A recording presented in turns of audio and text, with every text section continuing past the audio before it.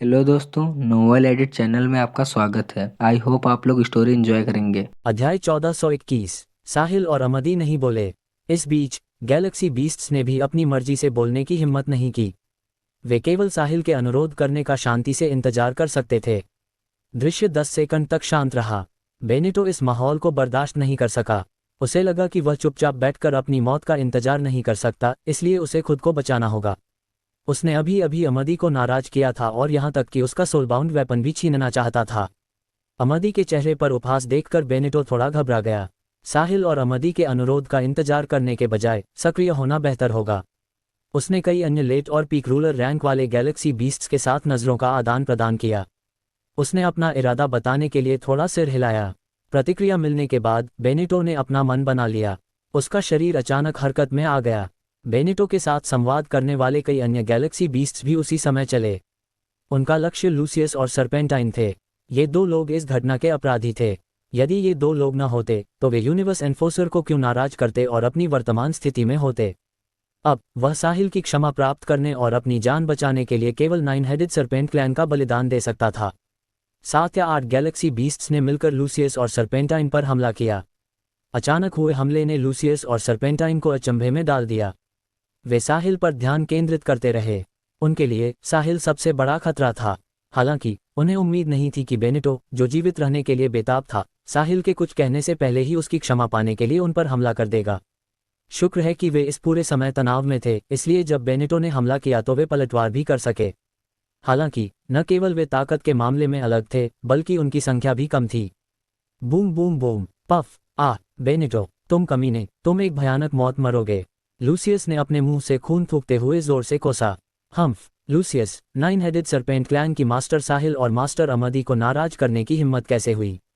तुम बहुत लापरवाह थे। अब हम दोनों मास्टर्स की ओर से तुमसे छुटकारा पाने जा रहे हैं। रही बात कि हम एक भयानक मौत मरेंगे या नहीं, मुझे खेद है, अगर ऐसा होता भी है तो तुम उसे देख नहीं पाओगे, बेनिटो ने धार्मिक रूप से कहा। दोनों पक्षों के बीच पहली टक्कर लूसियस और सर्पेंटाइन के बुरी तरह घायल होने के साथ समाप्त हुई। हालांकि चीजें अभी खत्म नहीं हुई थीं। बेनिटो ने कमान संभाली और लगभग 20 अन्य गैलेक्सी बीस्ट्स भी होश में आने के बाद लड़ाई में शामिल हो गए। वे बेनिटो और उसके गिरोह को सारा श्रेय नहीं लेने दे सकते थे। इस समय कौन यूनिवर्स एनफोर्सर के दो प्रतिनिधियों साहिल और अमदी का पक्ष नहीं लेना चाहता था। लूसियस और सर्पेंटाइन को मारना निस्संदेह ऐसा करने का सबसे अच्छा तरीका था। लूसियस और सर्पेंटाइन घेराबंदी के पहले दौर को रोकने में सफल रहे। हालांकि इससे पहले कि वे ठीक होते और उनके शरीर को मरम्मत का समय मिलता, हमले का दूसरा दौर शुरू हो गया। इस बार लगभग 20 गैलेक्सी बीस्ट्स ने मिलकर उन पर हमला किया। यद्यपि उनकी ताकत बेनिटो और उसके गिरोह की तुलना में थोड़ी कम थी, लेकिन वे सभी बिगिनर और मिड रूलर रैंकर्स थे। साथ ही उनकी संख्या 20 के करीब थी, इसलिए हमले का ये दौर पिछले दौर की तुलना में कमजोर नहीं था। तुम कमीने भयानक मौत मरोगे। इससे पहले कि लूसियस बोलना खत्म करता, वह पहले से ही लगभग 20 हमलों के नीचे दब गया था। उसका शरीर, जो पहले से ही ढहने की कगार पर था, पल भर में गायब हो गया। स्वर्ग और पृथ्वी के बीच से ओझल हो गया। लगभग 30 रूलर रैंकर्स ने 2 दौर में 2 लेट रूलर रैंक वाले गैलेक्सी बीस्ट्स को पूरी तरह से मिटा दिया। उन्होंने उन्हें खुद को ठीक करने का समय नहीं दिया। एक इटर्नल का अमर शरीर इस जबरदस्त हमले के सामने एक मजाक था। इससे पहले कि वह अपनी मरम्मत कर पाता, वह पूरी तरह से नष्ट हो गया। अध्याय 1422। एक इटर्नल की गति कोई मजाक नहीं थी। बेनिटो के नेतृत्व में हमले का पहला दौर और शेष लगभग 20 गैलेक्सी बीस्ट्स के नेतृत्व में हमले का दूसरा दौर बहुत कम अवधि में पूरा हो गया। Masters, 9 headed serpent clan beast Galaxy की गंदगी है। अब जबकि दो नेता लूसियस और सर्पेंटाइन मारे जा चुके हैं, हम उनके क्लैन की सफाई करेंगे। हम उन्हें फिर कभी वापसी करने का मौका नहीं देंगे। मुझे आश्चर्य है कि क्या आप दोनों संतुष्ट हैं, बेनिटो ने सम्मानपूर्वक कहा। अमदी ने ठंडी आंखों से ये सब देखा। बेशक वह बेनिटो के इरादे को जानता था। हालांकि स्टार मैंशन के छोटे मुखिया के रूप में उसकी एक बहुत ही महान पहचान थी। बेनिटो ने अपने वरिष्ठ के खिलाफ अपराध करने का दुस्साहस किया और यहाँ तक कि उसका सोलबाउंड वेपन भी छीनना चाहता था। अमदी उसे इतनी आसानी से कैसे माफ कर सकता था? वह तब तक हार नहीं मानेगा जब तक ये लोग पर्याप्त भुगतान नहीं कर देते। किसी को पता होना चाहिए कि अमदी के गृहनगर, एक उच्च स्तरीय सभ्यता में भी, वह एक शैतान की तरह था और कुछ ही लोगों ने उसे उकसाने की हिम्मत की थी। हालांकि वह इतना भयानक नहीं था। कम से कम वह कृतज्ञता और द्वेष के बीच अंतर कर सकता था, शक्तिशाली ताकतों के कुछ बच्चों के विपरीत जो गुस्सैल और क्रूर थे। इस बार बेनेटो ने अमदी की लक्ष्मण रेखा का उल्लंघन किया था और स्टार मैंशन के छोटे मुखिया के रूप में उसकी सम्मानजनक स्थिति का अपमान किया था। एक लेवल 5 सभ्यता ने स्टार मैंशन के छोटे मुखिया को नाराज करने का साहस किया। अगर अमदी ने कुछ नहीं किया और इस बारे में बात फैली तो लोग स्टार मैंशन को कैसे देखेंगे। ये सिर्फ अमदी के बारे में नहीं था, बल्कि यह पूरे स्टार मैंशन से संबंधित था। अमदी के सख्त हाव भाव को देखकर साहिल समझ गया कि वह बेनेटो को इतनी आसानी से नहीं बख्शने वाला। हालांकि सतह पर उन्हें पूर्ण लाभ था और बेनेटो और गैलेक्सी बीस्ट्स उनकी क्षमा पाने के लिए ऐसा कर रहे थे। साहिल जानता था कि स्थिति आदर्श नहीं थी। सेलेस्टे को खुद पर नियंत्रण रखने की जरूरत थी और वह अब और हमला नहीं कर सकती थी। उसने अभी जो हमला किया था उसका कारण ये था कि उसके पास कोई विकल्प नहीं था। इस बीच अमदी और वह खुद इन सभी गैलेक्सी बीस्ट्स को नहीं हरा सकते थे। यदि लड़ाई छिड़ जाती और सेलेस्टे ने कुछ नहीं किया होता तो उनका हश्र लूसियस और सरपेंटाइन जैसा ही होता। उन्हें करारी हार का सामना करना पड़ता। जब साहिल ने अमदी को कुछ कहने के लिए मुंह खोलते देखा तो उसका दिल बैठ गया। वह अमदी को बोलने और बेनेटो और बाकी लोगों को एक मृत अंत में धकेलने नहीं दे सकता था। इसलिए उसने जल्दी से कहा, 9 हेडेड सरपेंट क्लैन ने मनुष्यों को अपने भोजन के रूप में पालने के लिए कई बार मिल्की वे पर आक्रमण करने की कोशिश की। ऐसा करके वे पहले ही यूनिवर्स कन्वेंशन के खिलाफ जा चुके हैं। इस बार हम यहाँ उन्हें दंडित करने के लिए हैं। भले ही आप लोगों ने अभी एक गलती की है, फिर भी आप समय रहते बदलने में कामयाब रहे और 9 हेडेड सरपेंट क्लैन को नष्ट करने में हमारी मदद की, इसलिए आपने अपने गुणों के साथ अपने अवगुणों की भरपाई कर ली है।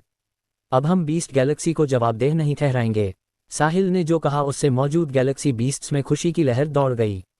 वास्तव में लूसियस और सरपेंटाइन का बलिदान देना सबसे अच्छा निर्णय था।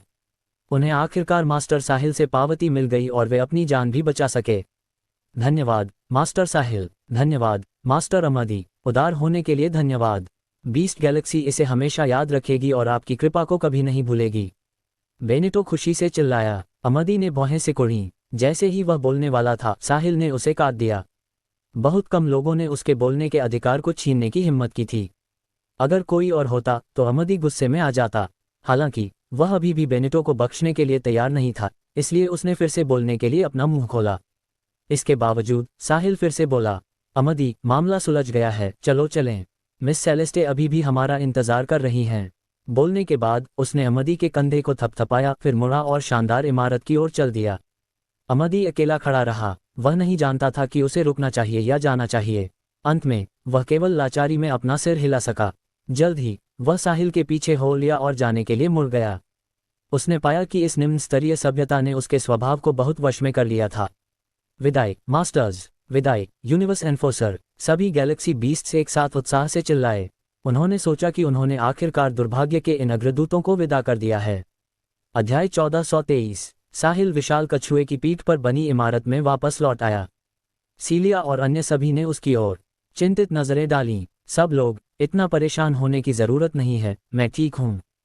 सेलेस्टे यहाँ है, वह सब कुछ संभाल लेगी, साहिल ने सबको सांत्वना दी। अमदी भी इसी समय अंदर आया। साहिल, तुमने उन लोगों को इतनी आसानी से क्यों जाने दिया? मैं उन्हें दिखाने जा रहा था कि वे किससे पंगा ले रहे थे। ये सिर्फ एक लेवल 5 सभ्यता है, उनमें मेरा सोलबाउंड वेपन छीनने की हिम्मत कैसे हुई? कितने लापरवाह! क्या उन्हें लगता है कि स्टार मैंशन कमजोर है? अगर तुमने मुझे नहीं रोका होता तो मैं उन्हें अभी नष्ट कर चुका होता, अमदी ने असंतुष्ट होकर कहा। अमदी, क्यों परेशान होना? बेनेटो और उसके क्लैन की बीस्ट गैलेक्सी में उच्च प्रतिष्ठा है। यदि हम उन्हें एक मृत अंत में धकेलते हैं और वे हमारे खिलाफ जाने के लिए बीस्ट गैलेक्सी की सभी जातियों को एकजुट करते हैं तो हो सकता है कि हम सुरक्षित बाहर ना निकल पाएं। क्या तुमने नहीं देखा कि लूसियस और सरपेंटाइन को मारे जाने से पहले मौका तक नहीं मिला? साहिल ने उसे राजी किया। क्या तुम्हें लगता है कि उसकी ऐसा करने की हिम्मत है? क्या हम उन दो लोगों के समान हैं? भले ही हम बेनेटो को 10 और कलेजे उधार दे दें, फिर भी वह हम पर हमला करने की हिम्मत नहीं करेगा। साथ ही मिस सेलेस्टे के आसपास होने से एक तुच्छ लेवल 5 सभ्यता क्या कर सकती है? अमदी अभी भी उदासीन था। उसकी राय में ये सिर्फ एक लेवल 5 सभ्यता थी। हालांकि वह इसे अकेले नहीं हरा सकता था, लेकिन मिस सेलेस्टे जैसी शक्तिशाली सॉवरेन रैंकर के साथ उसे क्यों डरना चाहिए? क्या मिस सेलेस्टे तब कुछ नहीं करेगी जब उस पर हमला किया जा रहा होगा? ऐसा होने का कोई रास्ता नहीं था। मिस सेलेस्टे और उसकी माँ 1000 से अधिक वर्षों से सबसे अच्छे दोस्त थे और वे अधिकांश बहनों की तुलना में अधिक करीब थे। अमदी, अर्थ पर एक कहावत है कि मरता क्या न करता। यदि बेनेटो के सामने मौत का खतरा है तो वह एक ही हमले में सब कुछ दांव पर लगा देगा और अपनी जान जोखिम में डालकर पूरी कोशिश करेगा। हम कौन हैं? हमें उनके स्तर तक क्यों गिरना चाहिए? क्या भविष्य में उन्हें कुचलने की ताकत हासिल करने के बाद बदला लेने के लिए वापस आना बेहतर नहीं होगा? नहीं साहिल, मुझे तुम्हारी कोई भी कहावत समझ नहीं आती। कब से मुझे अमदी स्टार को ऐसी शिकायत सहनी पड़ी, और वह भी एक छोटी लेवल 5 सभ्यता से? नहीं, भले ही मैं बेनेटो को न मारूं, मैं उसे ऐसा सबक सिखाने के लिए अपाहिज कर दूंगा जिसे वह कभी नहीं भूलेगा। अन्यथा मैं संतुष्ट नहीं होऊंगा और मुझे विश्वास नहीं है कि उसमें मेरा विरोध करने की हिम्मत होगी। अमदी के बोलने के बाद वह मुड़ने और बाहर जाने ही वाला था। साहिल उसे रोकने के लिए जल्दी से आगे बढ़ा। अमदी, तुम्हें सही समय का इंतजार करना चाहिए और बदला लेने के लिए सही अवसर की प्रतीक्षा करनी चाहिए। इतनी जल्दी करने की कोई ज़रूरत नहीं है। ये बकवास है। मैं, अमदी स्टार, हमेशा तुरंत प्रतिशोध चाहता हूँ। मैं एक दिन भी इंतजार नहीं कर सकता, समय बिताने की तो बात ही छोड़ो। साहिल, मुझे रोकने की कोशिश मत करो। अमदी साहिल के पास से तेजी से निकला और बाहर की ओर चलना जारी रखा। ऐसा लग रहा था कि अगर उसने आज अपना गुस्सा शांत नहीं किया तो वह हार नहीं मानेगा। अभी अमदी केवल इसलिए अंदर आया था क्योंकि वह सार्वजनिक रूप से साहिल का खंडन नहीं करना चाहता था। अब जब उसने अपनी बात स्पष्ट कर दी थी तो उसे अपने दिल के अनुसार काम करना जारी रखना था। साहिल भी उसे नहीं रोक सका। साहिल ने अमदी के दृढ़ हाव भाव को देखा। वह जानता था कि अमदी ने अपना मन बना लिया है और वह कुछ समय के लिए कुछ नहीं कर सकता। अमदी एक उच्च स्तरीय सभ्यता में एक शक्तिशाली ताकत से आया था और वह एक महान पहला उत्तराधिकारी भी था। इसलिए वह लेवल 5 सभ्यता की परवाह नहीं करेगा। हालांकि वह नहीं जानता था कि वह अभी स्थिति को पलट नहीं सकता। साहिल सेलेस्टे की स्थिति जानता था और समझता था कि वह वही था जिसने इसका कारण बनाया था। दूसरी ओर अमदी नहीं जानता था। वह शायद अभी भी सोचता होगा कि सेलेस्टे उसके लिए उसकी गंदगी साफ कर देगी, इसलिए वह इतना निडर था। आह, क्या हो रहा है? अमदी बाहर जाने वाला था। साहिल जानता था कि यदि अमदी बाहर गया तो 3 स्थितियां हो सकती हैं। पहला, बीस्ट गैलेक्सी अभी भी सेलेस्टे की आवाज़ से डरी हुई होगी, इसलिए बेनेटो अपने क्लैन और पूरी बीस्ट गैलेक्सी की रक्षा के लिए अमदी की क्षमा पाने के लिए खुद का बलिदान देने को तैयार होगा। दूसरा, बेनेटो आत्मसमर्पण करने को तैयार नहीं होगा, लेकिन जीवित रहने के लिए अन्य जातियां बेनेटो को एक साथ मार देंगी जैसे उन्होंने लूसियस और सर्पेंटाइन को मारा था।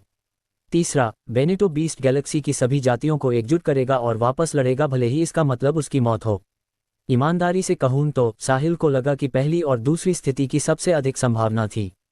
तीसरे के होने की संभावना 0 के करीब थी। अध्याय 1424। हालांकि अमदी, जो एक उच्च स्तरीय सभ्यता में पैदा हुआ था, बहुत अहंकारी था। बीस्ट गैलेक्सी की प्रमुख जातियां सोच सकती हैं कि वह पूरी बीस्ट गैलेक्सी पर हमला करने जा रहा है, और अमदी के व्यक्तित्व के साथ वह स्पष्ट करने की जहमत नहीं उठाएगा, भले ही वह केवल बेनेटो को भुगतान करना चाहता हो। उस समय बीस्ट गैलेक्सी के सभी पावरहाउस अमदी से मौत तक लड़ने के लिए सेना में शामिल हो सकते हैं। चूंकि वे वैसे भी मरने वाले थे तो फिर लड़ें क्यों नहीं? वह वास्तव में परेशानी भरा होगा। नहीं, मैं अमदी को बाहर नहीं जाने दे सकता। मैं सेलेस्टे के लिए और मुसीबतें खड़ी नहीं कर सकता। साहिल जल्दी से अमदी के पास गया।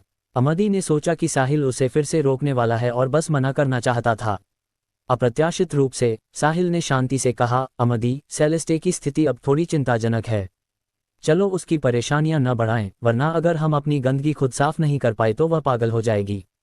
ये सुनकर अमदी तुरंत अपने कदमों पर रुक गया। वह चौंककर साहिल की ओर मुड़ा। मिस सेलेस्टे की स्थिति थोड़ी चिंताजनक है, इसका क्या मतलब है? मुझे पता क्यों नहीं चला? साहिल, क्या तुम सच कह रहे हो? अमदी ने अविश्वास के साथ पूछा। हाँ, साहिल ने गंभीरता से उत्तर दिया। अमदी ने कुछ देर तक साहिल को घूर कर देखा और कहा, ठीक है, मैं तुम पर विश्वास करता हूँ।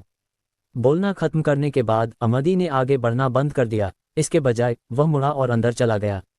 उसे विश्वास था कि साहिल इस बारे में मजाक नहीं करेगा। यदि यह सच होता और मिस सेलेस्टे के साथ कुछ ऐसा हुआ होता जिससे वह मदद करने में असमर्थ हो जाती, तो क्या वह मौत की भीख नहीं मांग रहा होता अगर वह बीस्ट गैलेक्सी के सभी रूलर रैंकर्स का सामना करने के लिए बाहर जाता? अमदी अहंकारी था, लेकिन वह मूर्ख नहीं था। वह ऐसा कोई मूर्खतापूर्ण काम नहीं करेगा जिससे वह अपनी मौत की ओर भागे जबकि वह जानता हो कि वह हार जाएगा। साहिल ने अमदी को जाते हुए देखा और राहत की सांस ली। फिर उसने सबसे बात की, सब लोग वापस जाकर आराम करो। बीस्ट गैलेक्सी का मामला सुलझ गया है। इसके बाद हम अपनी यात्रा शुरू करेंगे और अपने गंतव्य तक पहुंचने में लंबा समय लगेगा। साहिल, क्या तुम सच में ठीक हो? सीलिया खुद को पूछने से नहीं रोक सकी। क्या मैं ऐसा दिखता हूं कि मैं ठीक नहीं हूं? चिंता मत करो, मैं ठीक हूं। देखो, मैं जीवित और सक्रिय हूं। यह अच्छा है। हम तुम्हें परेशान नहीं करेंगे और तुम्हें भी अच्छी तरह आराम करना चाहिए। सीलिया मुड़ी और बोलने के बाद अपने कमरे में वापस चली गई। साहिल, तुम भी थके हुए होगे, अच्छी तरह आराम करो, सैंडी ने कहा और चली गई। पल, सेलेना, अमेलिया, जूलिया, गोल्डी और एवा के एक एक करके साहिल से बात करने के बाद वे सभी आराम करने के लिए अपने कमरों में वापस चले गए। लोरेन ने साहिल को एक आखिरी अकथनीय नज़र दी, मुड़ी और बिना एक शब्द कहे चली गई। साहिल को उस अतुलनीय महिला के लिए कोई विशेष भावना नहीं थी जिसने कभी सोमरलैंड में तूफान मचा दिया था। वे केवल 2 या 3 बार एक दूसरे से मिले थे, बस इतना ही। सब चले गए थे, केवल साहिल अपनी जगह पर जमा खड़ा रह गया। अब वह सेलेस्टे की स्थिति के बारे में जानना चाहता था और क्या हो रहा था। हालांकि उसे लगा कि ऐसा करना बहुत जल्दबाजी होगी। अंत में उसने अपने कमरे में वापस जाना चुना। अगर सेलेस्टे के साथ कुछ हुआ होता तो उसे उससे संपर्क करना चाहिए था। अध्याय 1425। अमदी अपने कमरे में वापस नहीं गया। वह सीधे सेलेस्टे के दरवाजे पर गया और खटखटाया। खटखट खटखट खटखट। मिस सेलेस्टे, मैं हूँ।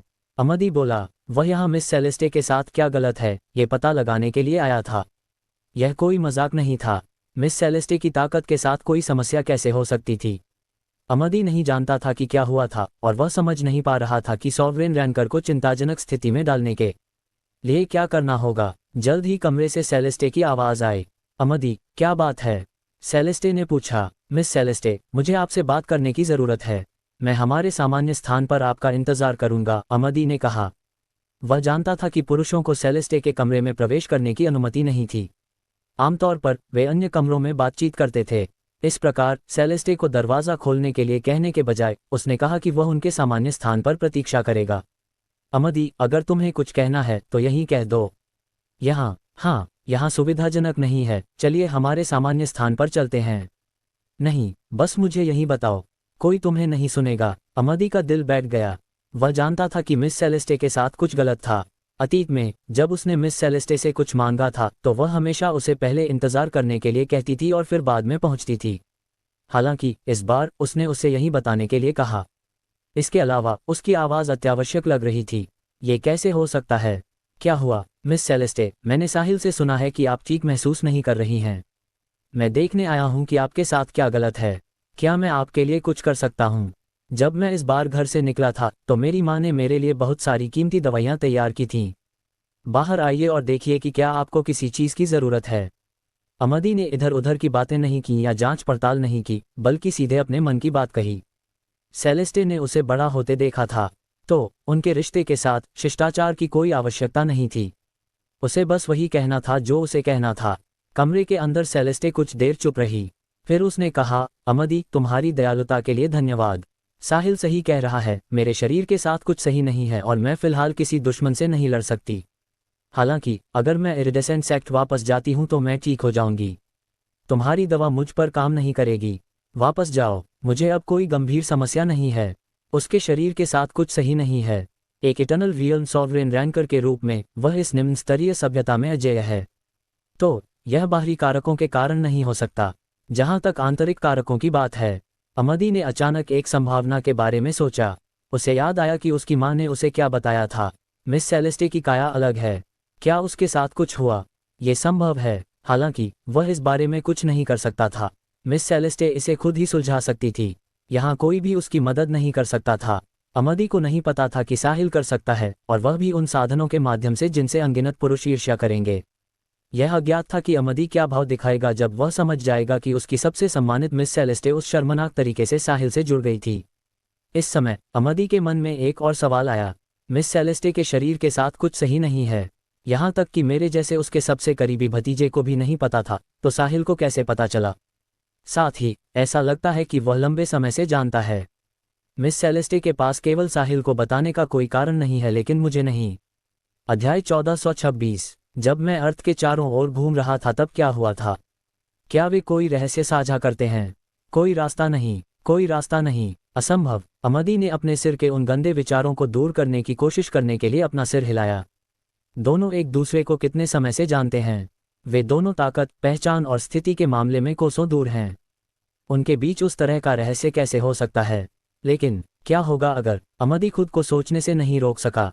यदि नहीं, तो वे जो हो रहा है उसे कैसे समझाएंगे? यदि ऐसा होता तो अमदी इसे स्वीकार नहीं कर पाता। एक साहिल था जिसे वह अपने भाई के रूप में देखता था, और एक बड़ी थी जिसका वह सम्मान करता था।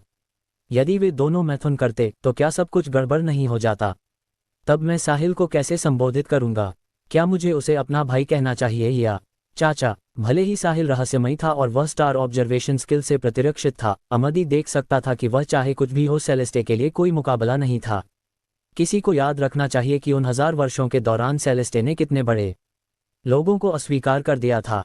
यहाँ तक कि एक सुपर बिग शॉट भी था जो इटर्नल रियल्म को पार कर गया था। वह सुपर बिग शॉट अब तक सेलेस्टे के लिए तरसता था।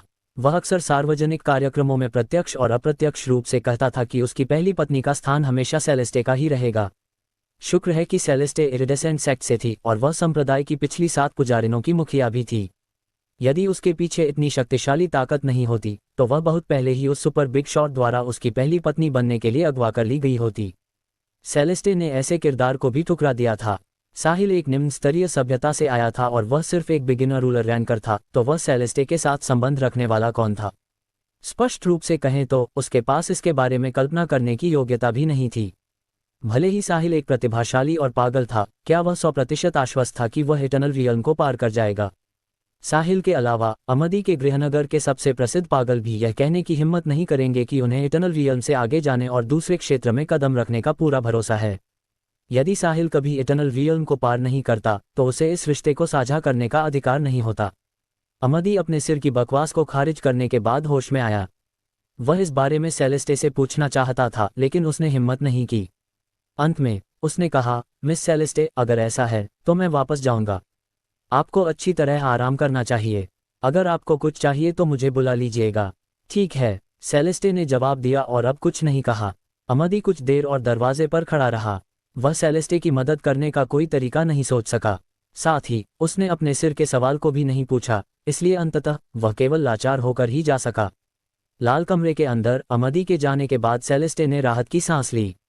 अभी वह किसी के सामने नहीं आ सकती थी, खासकर एक पुरुष के। उसने एक लंबी लाल पोशाक पहनी हुई थी जो उसके पसीने से भीग गई थी, जिससे उसकी आदर्श आकृति उभर कर आ रही थी, जिसका सुनहरा अनुपात था। उसकी त्वचा हल्की जल रही थी, जिससे एक मनमोहक खुशबू आ रही थी। उसके चेहरे की लाली भी और अधिक आकर्षक होती जा रही थी। जब वह अपने लाल होठों से सांस ले रही थी तो वह असीम आकर्षण बिखेर रही थी। उसके हाव भाव और उसकी आंखें बेहद आकर्षक थीं। कोई भी पुरुष उसका विरोध नहीं कर पाएगा। अगर अमदी उसे इस तरह देखता तो वह उसकी बड़ी होने के नाते अपनी गरिमा की रक्षा कैसे करती? अध्याय 1427। साहिल और अमदी के इमारत में प्रवेश करने के कुछ ही देर बाद विशाल कछुआ स्पेस क्रैक में घुस गया और गायब हो गया। बेनेटो और बीस्ट गैलेक्सी के रूलर रैंक वाले गैलेक्सी बीस्ट्स ने सामूहिक रूप से राहत की सांस ली जब उन्होंने विशाल कछुए को गायब होते देखा। अंत में वे चैन की सांस ले सके।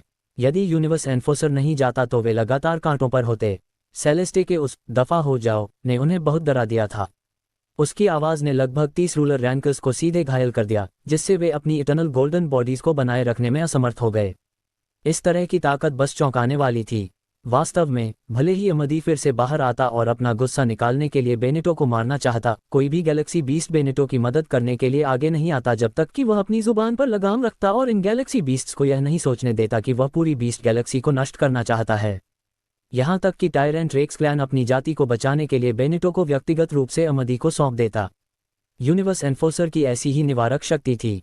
ये सेलेस्टे की आवाज़ द्वारा प्रदर्शित शक्ति के कारण भी था। वे आखिरकार चले गए। बेनेटो ने अपने मूल रूप से मानव रूप में बदलाव किया और अपने हाथ से अपने माथे का पसीना पोंछा।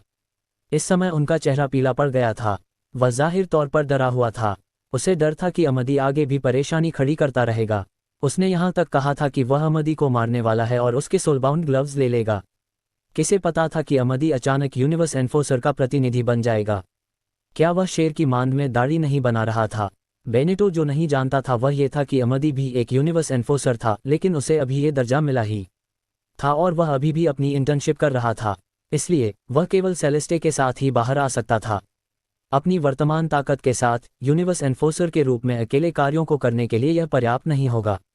वह रूलर रैंक को तोड़ने और इमोर्टल रैंक तक पहुंचने के बाद ही अपने दम पर कार्यों को अंजाम दे सकता था। हाँ, वे आखिरकार चले गए। ये पहली बार है जब मैंने कभी यूनिवर्स एनफोर्सर को देखा है। कितना शक्तिशाली! वह किंवदंतियों से भी अधिक शक्तिशाली है। हम यूनिवर्स एनफोर्सर के खिलाफ वापस नहीं लड़ सकते। हम उनके लिए सिर्फ चींटियों की तरह हैं। गैलेक्सी बीस्ट्स में से एक ने एक तरफ विलाप किया। सेलेस्टे द यूनिवर्स एनफोर्सर के जाने के बाद सभी ने राहत महसूस की और वापस मानव रूप में बदल गए। चूंकि मनुष्य दुनिया में सबसे प्रभावशाली प्राणी थे, ब्रह्मांड की अनगिनत जातियां उनका अनुकरण करना चाहती होंगी। न केवल मानव रूप में होना अधिक सुविधाजनक था, बल्कि यह उन्हें दुनिया की अधिक सराहना करने में भी मदद कर सकता था। बिल्कुल, यूनिवर्स एनफोर्सर की प्रतिष्ठा केवल खाली शब्द नहीं है, उन्होंने इसे अपनी मुट्ठियों से साबित कर दिया। ऐसा कहा जाता है कि पहले कई शक्तिशाली ताकतें थीं जो यूनिवर्स कन्वेंशन और यूनिवर्स एनफोर्सर के शासन का पालन नहीं करती थीं, लेकिन अब वे सभी इतिहास की धूल के साथ चली गई हैं। जब हर कोई यूनिवर्स एनफोर्सर की शक्ति का विलाप कर रहा था, तभी एक आवाज़ अचानक आए, अभी यूनिवर्स एनफोर्सर की आवाज़ से निर्णय लेते हुए उसे एक महिला होना चाहिए। यहाँ तक कि उसकी आवाज़ भी सुपर आकर्षक है। मेरे सालों के अनुभव को देखते हुए मुझे विश्वास है कि वह एक अतुलनीय सुंदरी होगी, लेकिन यह अफसोस की बात है कि मैं अपनी आंखों से उसकी सुंदरता का गवाह नहीं बन सका। अगर मैं कर सकता, इससे पहले कि वह अपना वाक्य पूरा कर पाता, उसे तुरंत रोक दिया गया। चुप रहो, आगे बात मत करो। अगर यूनिवर्स एनफोर्सर तुम्हें सुनती है तो हम सब मरने वाले हैं।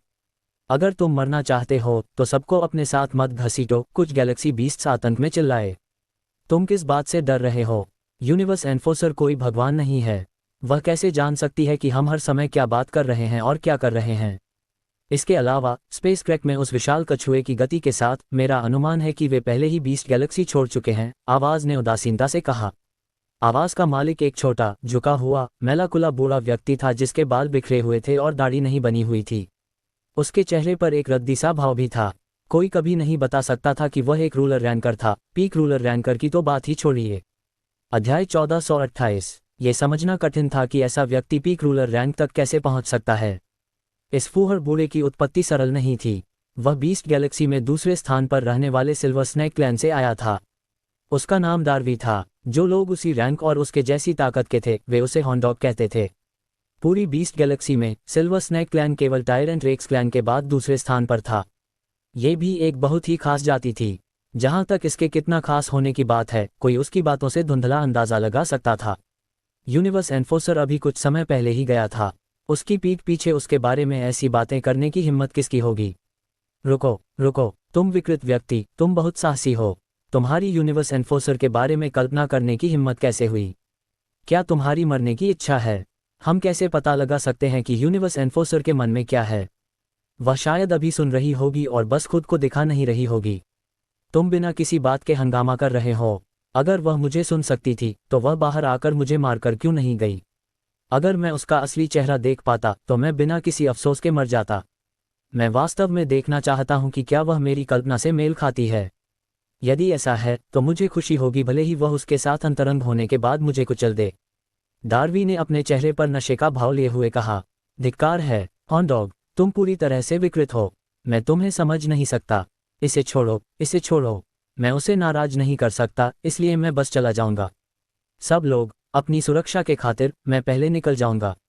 एक मध्यम आयु वर्ग के व्यक्ति के बोलने के बाद उसने स्पेस को फाड़ दिया, अंदर कदम रखा और जाने से पहले कुछ जोड़ा। यूनिवर्स एनफोर्सर, इस बूढ़े हॉर्नडॉग ने जो कहा उससे मेरा कोई लेना देना नहीं है। मैंने शुरू से अंत तक हमेशा आपका सम्मान किया है। जैसे ही मध्यम आयु वर्ग का व्यक्ति चला गया, अन्य गैलेक्सी बीस्ट्स ने भी अलग अलग बहाने बताते हुए उसका अनुसरण किया। वे सिल्वर स्नेक क्लैन के साथ घुलने मिलने के बाद मरना नहीं चाहते थे। उन्होंने यूनिवर्स एनफोर्सर के बारे में कल्पना करने की हिम्मत भी की। क्या अजीब जाती है। जब गैलेक्सी बीस्ट्स ने सेलेस्टे की आवाज़ की शक्ति को याद किया तो वे डर से कांप गए। अंत में डार्वी ही अकेला बचा था। उसे जाने की कोई जल्दी नहीं थी। इसके बजाय वह उस क्षेत्र में गया जहां विशाल कछुआ था। वह भी जहां था वहीं शानदार इमारत थी। डार्वी ने कुछ गहरी सांसें लीं। उसे कुछ असामान्य महक आए। अचानक उसकी आंखें फटी की फटी रह गईं और उसके चेहरे पर सदमे के भाव आ गए। यह क्या महक है? उस समय डार्वी के पूरे शरीर में रोंगटे खड़े हो गए। उसके रोम छिद्र खुल गए और वह मंत्रमुग्ध सा लग रहा था। फिर उसने मुंह खोलकर लालच से सुस्त खुशबू निगल ली। ऐसा लग रहा था जैसे उसने किसी अतुलनीय व्यंजन की गंध सूंघी हो। जब भी वह सांस लेता उसे उतना ही अद्भुत महसूस होता जितना कि उसने कोई टॉनिक लिया हो। सेलेस्टे के आकर्षक शरीर के सक्रिय होने के बाद जो इच्छा का संकेत निकला था वह सिल्वर स्नेक क्लैन के लिए घातक रूप से आकर्षक था। यह आत्मा से आया था और कुछ ऐसा नहीं था जिसे सिल्वर स्नेक क्लैन नियंत्रित कर सके। यदि सेलेस्टे सिल्वर स्नेक क्लैन के क्षेत्र में होती और उसने अपने शरीर से इच्छा को छोड़ा होता तो पूरा क्लैन उसकी ओर झुंड बना लेता। वे हिचकिचाते नहीं, भले ही वे जानते होते कि सेलेस्टे एक यूनिवर्स एनफोर्सर है। वे जलती लौ में पतंगों की तरह होते। अध्याय 1429। समय दिन ब दिन बीतता गया। सेलेस्टे से निर्देश प्राप्त करने के बाद विशाल कछुआ जितनी जल्दी हो सके उच्च स्तरीय सभ्यता स्टार किंगडम की ओर बढ़ गया। ये सेलेस्टे और अमदी का गृहनगर भी था, वह स्थान जहां अनगिनत प्रतिभाशाली और शक्तिशाली लोग रहते थे। जब कोई स्पेसक्रैफ्ट के माध्यम से यात्रा कर रहा होता है तो कोई दिन और रात के बीच अंतर नहीं कर पाता है, और विशाल कछुए से परे बाहरी दुनिया हमेशा घने अंधेरे वाली होती है। हालांकि लग्जरी इमारत में रोशनी थी। सीलिया और महिलाएं पर्याप्त नींद लेने के बाद एक साथ बैठीं और बातें कीं। शुरुआत में लोरेन अभी भी अलग थलग थी। सीलिया ने उसे कई बार आमंत्रित किया, लेकिन वह कभी उनके साथ बातचीत करने नहीं गई। हालांकि समय के साथ उसने देखा कि उसकी मास्टर सेलेस्टे अभी भी एकांतवास में थी। धीरे धीरे लोरेन किसी से बात न कर पाने की स्थिति को बर्दाश्त नहीं कर सकी। धीरे धीरे उसने भी सीलिया और अन्य लोगों के साथ बातचीत करना शुरू कर दिया और उनके साथ जुड़ गई। हर कोई एक महिला थी और वे सभी अर्थ से थे। साथ ही वे एक अजीब जगह पर जाने वाले थे। लोरेन सेलेस्टे की प्रत्यक्ष शिष्या भी थी। ये संभव था कि जब वे इरिडेसेंट सेक्ट में पहुंचे तो सीलिया और अन्य लोगों को लोरेन पर निर्भर रहना पड़े। इसलिए भले ही लोरेन केवल बात करने और समय बिताने के लिए किसी की तलाश कर रही थी और वह वास्तव में उनके विस्तारित परिवार का हिस्सा नहीं थी, सीलिया और अन्य लोगों ने अभी भी खुले दिल से उसका स्वागत किया। उनकी अधिकांश बातचीत सेलेस्टे के बारे में थी। बीस्ट गैलेक्सी में साहिल और अमदी को एक ही स्तर के दर्जनों शक्तिशाली लोगों ने घेर लिया था और वे निश्चित मौत का सामना कर रहे थे। सेलेस्टे की आवाज़ ने न केवल गैलेक्सी बीस्ट्स को डरा दिया था, बल्कि इसने सीलिया और महिलाओं को भी झकझोर कर रख दिया था। उनके पिछले प्रभाव ये थे कि एक महिला कभी भी एक पुरुष की बराबरी नहीं कर सकती। अर्थ पर बहुत कम मजबूत महिलाएं थीं। सेलेना एक अपवाद थी। अब सेलेस्टे के स्तर की एक महिला पावरहाउस थी। ये कहा जा सकता है कि इस घटना के बाद सीलिया और अन्य लोगों ने धीरे धीरे अपने दृष्टिकोण बदलना शुरू कर दिया। पता चला कि महिलाएं इतनी मजबूत हो सकती हैं। लोरेन द क्रूम्स एक छिपे हुए संप्रदाय में पैदा हुई थी और 2 प्रतिभाशाली वरिष्ठों द्वारा उसे बहुत पसंद किया गया था। इसलिए वह बहुत अहंकारी थी। भले ही साहिल बाद में अर्थ का उद्धारकर्ता बन गया, उसने कभी साहिल को खोजने के लिए खुद को नीचे नहीं गिराया। अब जब उसे सेलेस्टे, जो एक अतुलनीय पावरहाउस थी, द्वारा सलाह दी जा रही थी, तो वह और भी आश्वस्त थी। इसके अलावा सेलेस्टे लोरेन को खुद से भी आगे निकलने के लिए प्रशिक्षित करना चाहती थी। ये कहना कोई अतिशयोक्ति नहीं थी कि लोरेन की पसंद अबूझी थी। इसलिए उसने सीलिया और अन्य लोगों की परवाह नहीं की। उसने केवल सीलिया और अन्य लोगों के साथ इसलिए बातचीत की ताकि उसके पास बात करने के लिए कोई हो और वह बोर होकर न मरे। बस इतना ही। सेलेस्टे बहुत शक्तिशाली है। कितना आश्चर्यजनक! वह अपनी आवाज़ से इतने सारे शक्तिशाली दुश्मनों को आसानी से मार सकती है। मैंने फैसला किया है कि मैं भविष्य में कड़ी मेहनत करूंगी और सेलेस्टे जितनी शक्तिशाली बनूंगी। भविष्य में जो कोई भी साहिल और तुम सबको धमकाने की हिम्मत करेगा, मैं उसे मार डालूंगी। सैंडी ने अपनी मुट्ठियां भींची और उत्साह से कहा, ठीक है, ठीक है।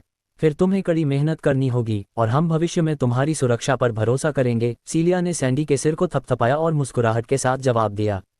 बाकी लोग भी मुस्कुराए। अब वे एक बड़े परिवार की तरह थे और साहिल परिवार का मुखिया था जो उन्हें नुकसान से बचाता था। बीस्ट गैलेक्सी में जो हुआ उसके बाद ये पता चला कि साहिल, जो हर किसी के मन में अजेय था, कभी कभी अकेला और लाचार भी महसूस कर सकता था। अध्याय 1430। इसलिए वे बढ़ना चाहते थे, मजबूत बनना चाहते थे और साहिल की भी रक्षा करने में सक्षम होना चाहते थे। सैंडी ही अकेली ऐसा नहीं सोच रही थी। बाकी सबने भी अपने मन में यही सोचा था, लेकिन उन्होंने इसे जोर से नहीं कहा। ठीक है, निश्चिंत रहो सीलिया, मैं करूंगी। टीच, तुम वास्तव में अभी भी एक बच्चे हो। क्या तुम जानते हो कि मास्टर किस रियल्म की हैं? तुम यहाँ तक कहते हो कि तुम उनके स्तर तक पहुँचना चाहते हो। क्या तुम्हें इस बात की चिंता नहीं है कि जब दूसरे तुम्हारी बात सुनेंगे तो वे हंसी के मारे मर जाएंगे? कितना अज्ञानी युवा! लोरेन ने बिना किसी भाव के आलोचना की। लोरी, मुझे पता है कि सेलेस्टे बहुत बहुत शक्तिशाली है, लेकिन मैं हार नहीं मानूंगी। मैं उसे अपने लक्ष्य के रूप में इस्तेमाल करूंगी और कड़ी मेहनत करूंगी, सैंडी ने गंभीरता से कहा। मास्टर एक उच्च स्तरीय सभ्यता में भी एक उल्लेखनीय अस्तित्व हैं। उनके स्तर तक पहुंचने के लिए तुम्हें प्रतिभा, भाग्य और संसाधनों की आवश्यकता है। तुम्हारे पास क्या है, छोटी लड़की? तुम्हारे पास कुछ भी नहीं है। उन्हें अपना लक्ष्य बनाना अवास्तविक है। तुम्हें होश में आना चाहिए। अब और इतने अज्ञानी मत बनो, कहीं ऐसा न हो कि इरिडेसेंट सेक्ट में तुम्हारा मजाक उड़ाया जाए। तब तक यह मत कहना कि मैं उसी जगह से आई हूं जहां से तुम आए हो। मैं अपमानित नहीं होना चाहती। सैंडी के लोरेन के ऐसा कहने के तुरंत बाद सैंडी का हौसला पस्त हो गया। उसने अपना सारा उत्साह खो दिया। इसकी जगह एक निराश भाव ने ले ली। उसने मुंह बनाया और उसकी आंखों में आंसू चमक उठे। बाकी सबके चेहरों से मुस्कान भी गायब हो गई। वे सब लोरेन को गुस्से से घूर रहे थे। वे सभी जानते थे कि सैंडी के लिए सेलेस्टे के स्तर तक पहुंचना असंभव था, लेकिन हर कोई सैंडी के खिलाफ नहीं बोलेगा। इसके बजाय वे उसे आत्मविश्वास देंगे और उसे डटे रहने देंगे। सैंडी आखिर अभी छोटी थी, वह केवल 20 साल से कुछ ही ज्यादा की थी। तुम मुझे इस तरह क्यों देख रहे हो? मैं सिर्फ सच कह रही हूँ, लोरेन ने उदासीनता से कहा। लोरी, तुम क्या कर रही हो? सैंडी अभी छोटी है, हमें उसे समर्थन और प्रोत्साहन देना चाहिए, उस पर इस तरह हमला नहीं करना चाहिए, सेलेना ने कहा। क्या सच बोलना गलत है? लोरेन ने पलटकर पूछा। ईमानदार होना गलत नहीं है, लेकिन कृपया माहौल को भी पढ़ें। हर कोई अर्थ से है और हम पूरी तरह से एक अजीब जगह पर जा रहे हैं। हमें अभी जो करना है वह एक दूसरे की मदद और समर्थन करना है, न कि लड़ना और एक दूसरे को नीचा दिखाना। क्षमा करें, मेरा चरित्र मुझे झूठ बोलने की अनुमति नहीं देता। तो तुम्हें बोलने की जरूरत नहीं है, कोई तुम्हें मजबूर नहीं कर रहा है। मुझे दूसरों को उन चीज़ों के बारे में डींग मारते हुए देखने की आदत नहीं है जिन्हें वे हासिल नहीं कर सकते, और मैं यह उसके अपने भले के लिए कर रही हूं ताकि वह भविष्य में कुछ मूर्खतापूर्ण न करे जब वह बड़े अंतर को स्वीकार करने में असमर्थ हो। ये भविष्य के लिए है। इसके अलावा हम हमेशा सैंडी के साथ रहेंगे और धीरे धीरे उसे समझाएंगे। यदि आप इसे बर्दाश्त नहीं कर सकते तो आप जा सकते हैं। यहाँ आपका स्वागत नहीं है। तुम। लोरेन एक पल के लिए ठिठक गई। उसने सीधे सेलेना की आंखों में देखा और सेलेना ने भी बिना किसी डर के उसकी आंखों में देखा। हम्फ, मुझे आशा है कि तुम्हें इरिडेसेंट सेक्ट में मुझसे किसी एहसान की जरूरत नहीं पड़ेगी, अन्यथा। लोरेन ने अधूरा वाक्य छोड़ दिया और जाने के लिए उठ खड़ी हुई। वह नहीं जानती थी कि वह सैंडी को इस तरह क्यों जवाब देगी। ये तर्कसंगत था कि इस सब का उससे कोई लेना देना नहीं था। वास्तव में लोरेन के दिल की गहराई में वह अभी भी साहिल के प्रति कुछ नाराजगी रखती थी। वह लगभग सोमरलैंड की हर ताकत के सामने उसे ठुकराने के लिए साहिल से नफरत करती थी। अगर उसने उसे ठुकरा दिया तो ठीक था, लेकिन उसने इतने सारे प्रेमी भी ढूंढ लिए। साहिल के छोटे प्रेमियों में सेलेना के अलावा और कौन उसकी तुलना कर सकता था? इसके बावजूद साहिल ने उसे ठुकरा दिया। यह एक ऐसी चीज थी जिसे लोरेन अपने जीवन में कभी नहीं भूल सकी। अगर यह कोई अजनबी होता जिसने वह कहा जो सैंडी ने अभी कहा था, तो लोरेन बस इसे हंसकर टाल देती। हालांकि यदि यह साहिल की प्रेमिका की ओर से था, तो वह खुद को पलटवार करने से नहीं रोक सकी। अध्याय 1431। कभी कभी साहिल सीलिया और अन्य लोगों के साथ बातचीत करने के लिए बाहर आता था। हालांकि अधिकांश समय अमदी साहिल के पास आता था और उससे उच्च स्तरीय सभ्यता स्टार किंगडम के बारे में बात करता था। वह चाहता था कि साहिल को स्टार किंगडम के बारे में कुछ बुनियादी जानकारी की सामान्य समझ हो ताकि जब वे पहुंचे तो साहिल भ्रमित न हो। बेशक स्टार मैंशन के छोटे मुखिया के रूप में अमदी के अधिकांश विषय स्टार मैंशन के इर्द गिर्द घूमते थे। वह प्रत्यक्ष और अप्रत्यक्ष रूप से बताता रहता था कि स्टार मैंशन कितना शक्तिशाली और विस्मयकारी था। साथ ही वह अन्य ताकतों को कमजोर दिखाता था। फिर भी अमदी की राय में स्टार मैंशन स्टार किंगडम की सबसे मजबूत ताकत थी। भले ही अब ऐसा न हो, भविष्य में ऐसा ही होगा। इस अंधे विश्वास ने साहिल को कुछ समय के लिए अवाक कर दिया। साहिल, स्टार मैंशन निश्चित रूप से तुम्हारा सबसे अच्छा विकल्प है। मैं गारंटी देता हूं कि तुम्हारे शामिल होने के बाद तुम्हें हमसे सबसे अच्छा व्यवहार मिलेगा। अमदी जाने से पहले हमेशा यही कहता था। चिंता मत करो अमदी, जैसा कि मैंने कहा, अगर मुझे किसी गुट में शामिल होना पड़ा तो मैं निश्चित रूप से स्टार मैंशन को अपनी प्राथमिकता बनाऊंगा, लेकिन अब मुझे अकेले रहने की आदत है और मैं बंधना नहीं चाहता। मुझे आशा है कि तुम समझोगे, साहिल ने उत्तर दिया। ठीक है, तो मैं तुम्हें मजबूर नहीं करूंगा, लेकिन अगर तुम्हें भविष्य में सेनाओं में शामिल होने की आवश्यकता हो तो तुम्हें स्टार मैंशन को प्राथमिकता देनी होगी। हमें अच्छे भाई माना जा सकता है जिन्होंने जीवन और मृत्यु का अनुभव किया है। बेशक, निश्चित रूप से। अमदी, इसके बारे में सोचो।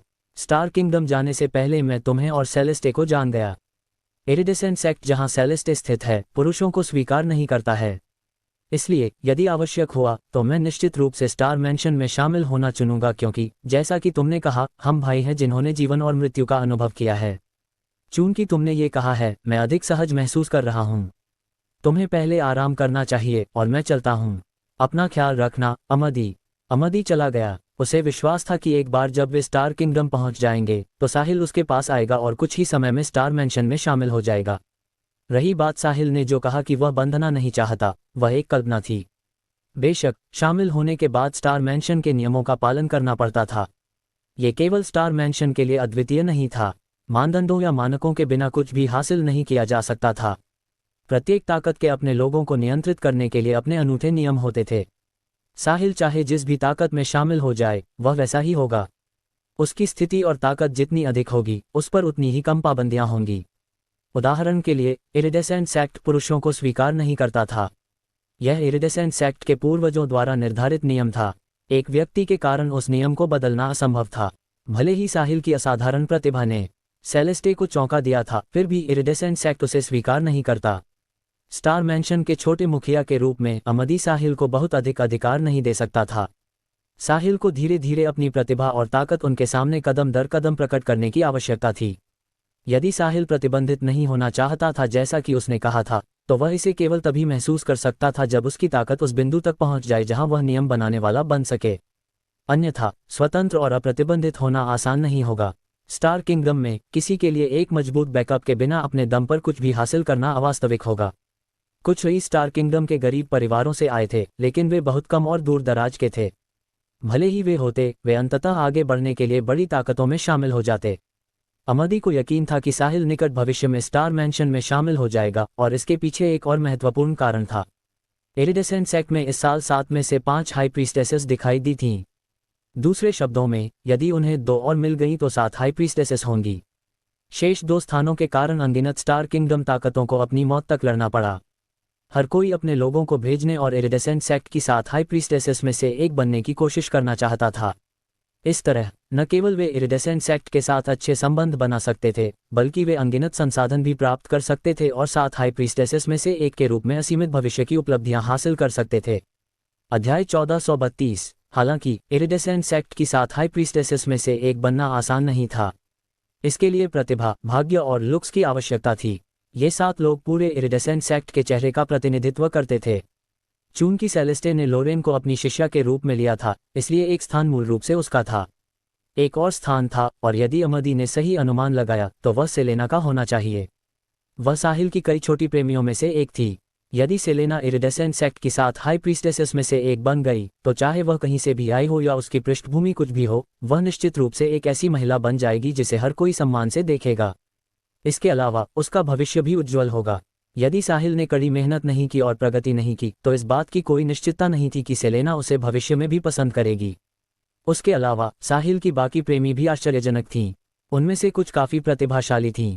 साहिल उनकी रक्षा करना चाहता था, लेकिन उसकी वर्तमान ताकत पर्याप्त से बहुत दूर थी।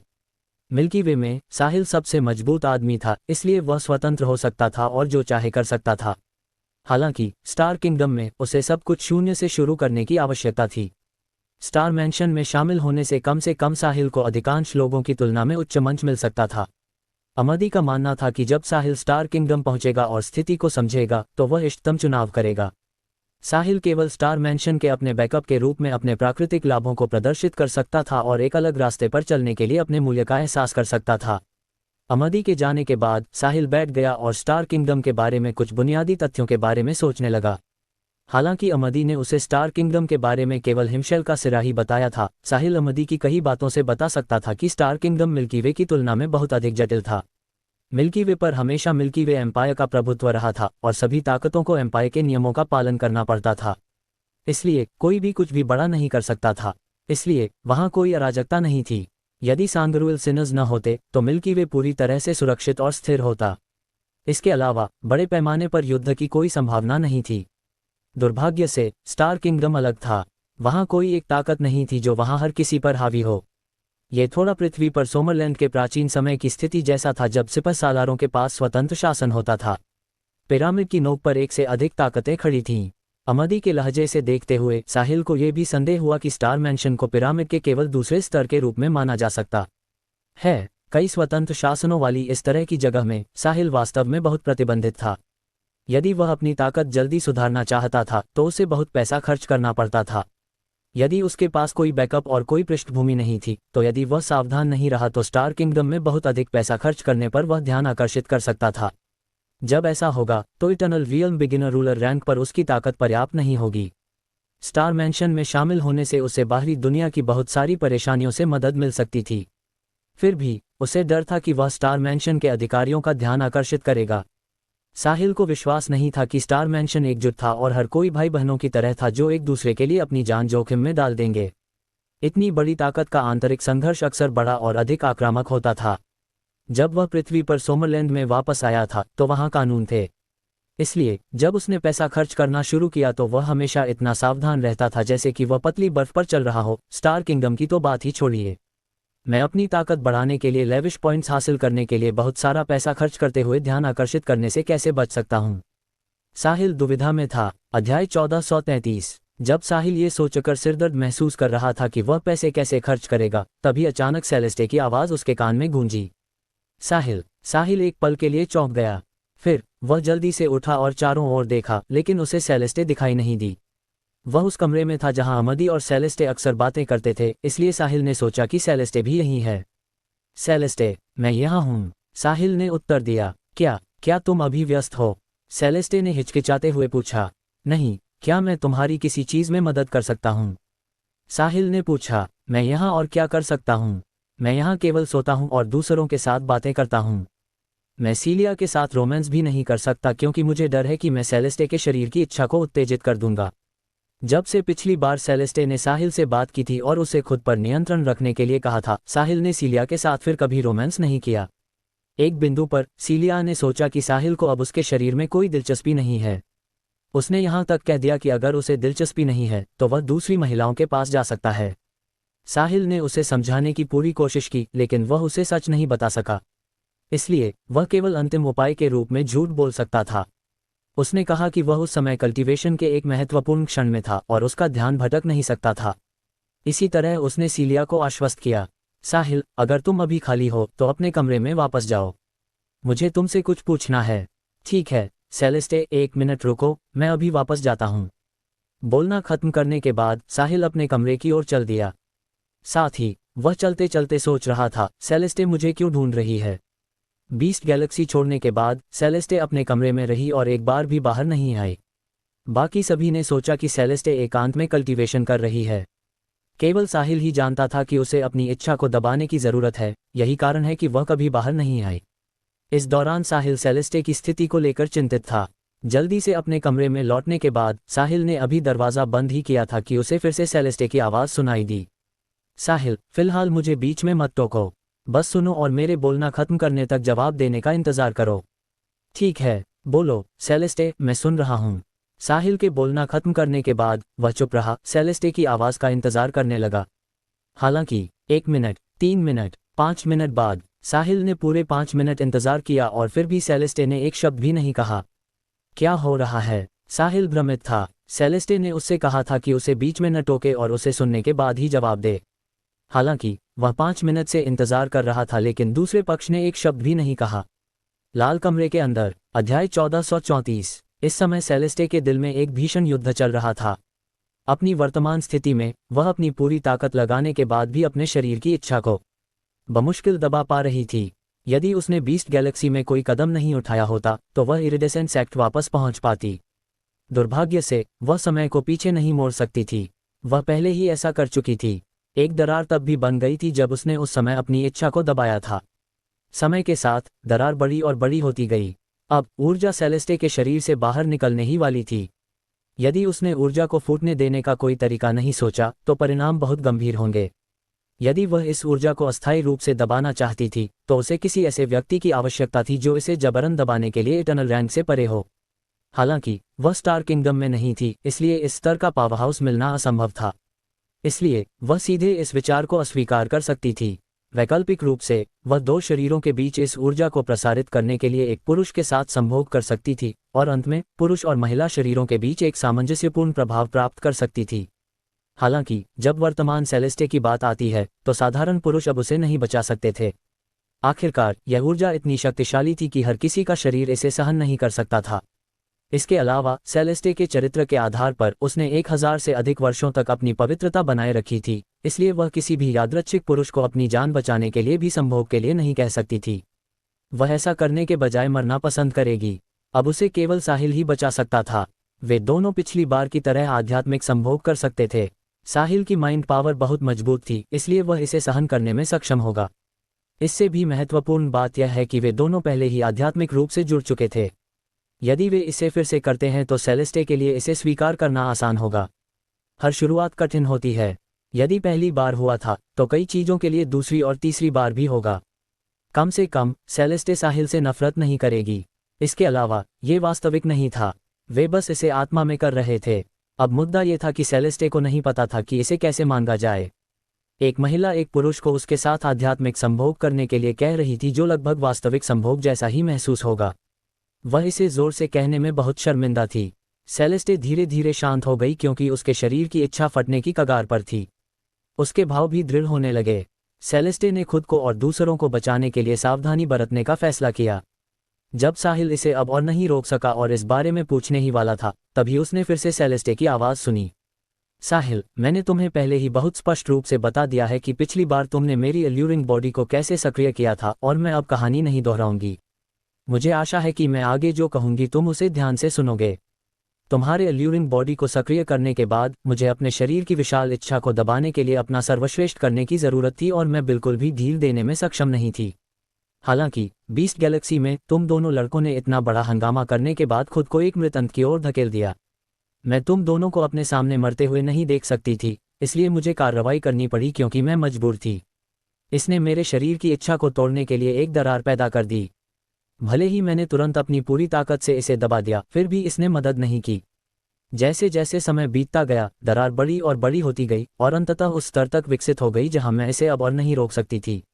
यदि हम समय रहते समाधान नहीं ढूंढते हैं तो परिणाम विनाशकारी होंगे। अब तुम अकेले हो जो स्थिति को विकसित होने से रोक सकते हो। तुम्हें अब अपनी शक्तिशाली माइंड पावर का फिर से उपयोग करने की आवश्यकता है और पुरुष और महिला शरीरों के बीच सामंजस्यपूर्ण प्रभाव प्राप्त करने के लिए पिछली बार की तरह मेरे साथ आध्यात्मिक संभोग करना है। सेलेस्टे को ये कहते समय अजीब लगा होगा, इसलिए वह आगे बढ़ने से पहले रुकी। हालांकि मुझे तुम्हें अब बताना होगा। भले ही तुम्हारे पास मजबूत माइंड पावर है, लेकिन मेरे शरीर में यह ऊर्जा भी कमज़ोर नहीं है। तुम्हारे ऐसा करने का एक निश्चित जोखिम होगा। जहां तक तुम्हारी इच्छा की बात है, ये तुम पर निर्भर है। मैं तुम्हें इस तरह की चीज में मजबूर नहीं कर सकती। अध्याय 1435। सेलेस्टे ने जो कहा उसे सुनकर साहिल पूरी तरह से हतप्रभ रह गया। वास्तव में उसने भी सोचा था कि सेलेस्टे शायद अब अपनी इच्छा को दबाने में सक्षम नहीं होगी। हालांकि जब उसने बात की और ऐसा अनुरोध किया, तब भी साहिल बहुत हैरान था। वह नहीं जानता था कि क्या उत्तर दिया जाए। अगर मैं अभी सहमत हो जाता हूं तो क्या मैं बहुत उत्सुक और लापरवाह लगूंगा, लेकिन अगर मैं उसे अस्वीकार करता हूं तो यह और भी बुरा होगा। ये सिर्फ सेलेस्टे को बचाने के बारे में नहीं है, यह मुझे, सीलिया और अनगिनत जिंदगियों को बचाने के लिए है। किसे पता है कि सेलेस्टे इच्छा से अभिभूत होने के बाद क्या करेगी। अपनी भयानक ताकत के साथ सेलेस्टे एक निम्न स्तरीय सभ्यता में एक अजेय अस्तित्व थी, और वह साहिल ही था जिसने एल्यूरिंग बॉडी को सक्रिय किया था। वह वही था जिसने सेलेस्टे को कार्रवाई करने के लिए मजबूर किया था, और वह वही था जिसने उन्हें अब इस स्थिति में पहुंचाया था।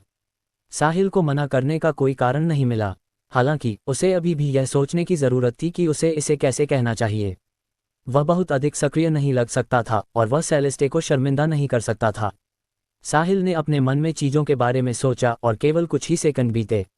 हालांकि इन कुछ सेकंडों ने सेलेस्टे को ऐसा महसूस कराया जैसे साल बीत गए हों। उसके बोलना खत्म करने के बाद उसकी निगाहें साहिल पर टिकी थीं, उसके जवाब का इंतजार कर रही थीं। परिणामस्वरूप 1 सेकंड, 2 सेकंड, 3 सेकंड बीत गए। साहिल ने अभी भी कुछ नहीं कहा। उसने केवल भौहें सिकुड़ी और वह अनिच्छुक लग रहा था। साहिल जो कर रहा था उससे सेलेस्टे को बहुत गुस्सा आया। उसने यहाँ तक महसूस किया जैसे उसे बहुत अपमानित किया गया हो। वह इरिडेसेंट सेक्ट के साथ हाई प्रीस्टेसेस की नवीनतम मुखिया थी, और वह कोई थी जो अनगिनत प्रतिभाओं और राक्षसों को अपने प्यार में पागल कर देती थी। वह अब ऐसा अपमानजनक अनुरोध कर रही थी, लेकिन साहिल अनिच्छुक था। यदि वह स्टार किंगडम में होती, तो यदि वह ये बात फैला देती कि वह एक पुरुष की तलाश में है, तो अनगिनत बड़े लोग तुरंत उसके पास उमड़ पड़ते। यहाँ तक कि इटर्नल रैंक से परे के पावरहाउस भी उसके पास आते। स्टार किंगडम में कितने लोगों के पास ये शक्ति थी? 3 से ज़्यादा नहीं, और वह, सेलेस्टे, उनमें से एक थी। साहिल को इतना बड़ा अवसर मिला था और उसे अंदाज़ा तक नहीं था। उसके अलावा साहिल ही वह व्यक्ति था जिसने सेलेस्टे की एल्यूरिंग बॉडी को सक्रिय किया था। अपनी भविष्य की चिंताओं को कुचलने के लिए बीस्ट गैलेक्सी जाने का निर्णय भी साहिल का ही था। अंत में उसने दर्जनों रूलर रैंकर्स के हमलों को आकर्षित किया। हालांकि अमदी इसके लिए काफ़ी हद तक जिम्मेदार था, फिर भी गलती साहिल की ही थी। वह अब इतना अनिच्छुक भाव क्यों दिखा रहा है जब मैं उसे मेरे लिए थोड़ा सा एहसान करने के लिए कह रही हूँ?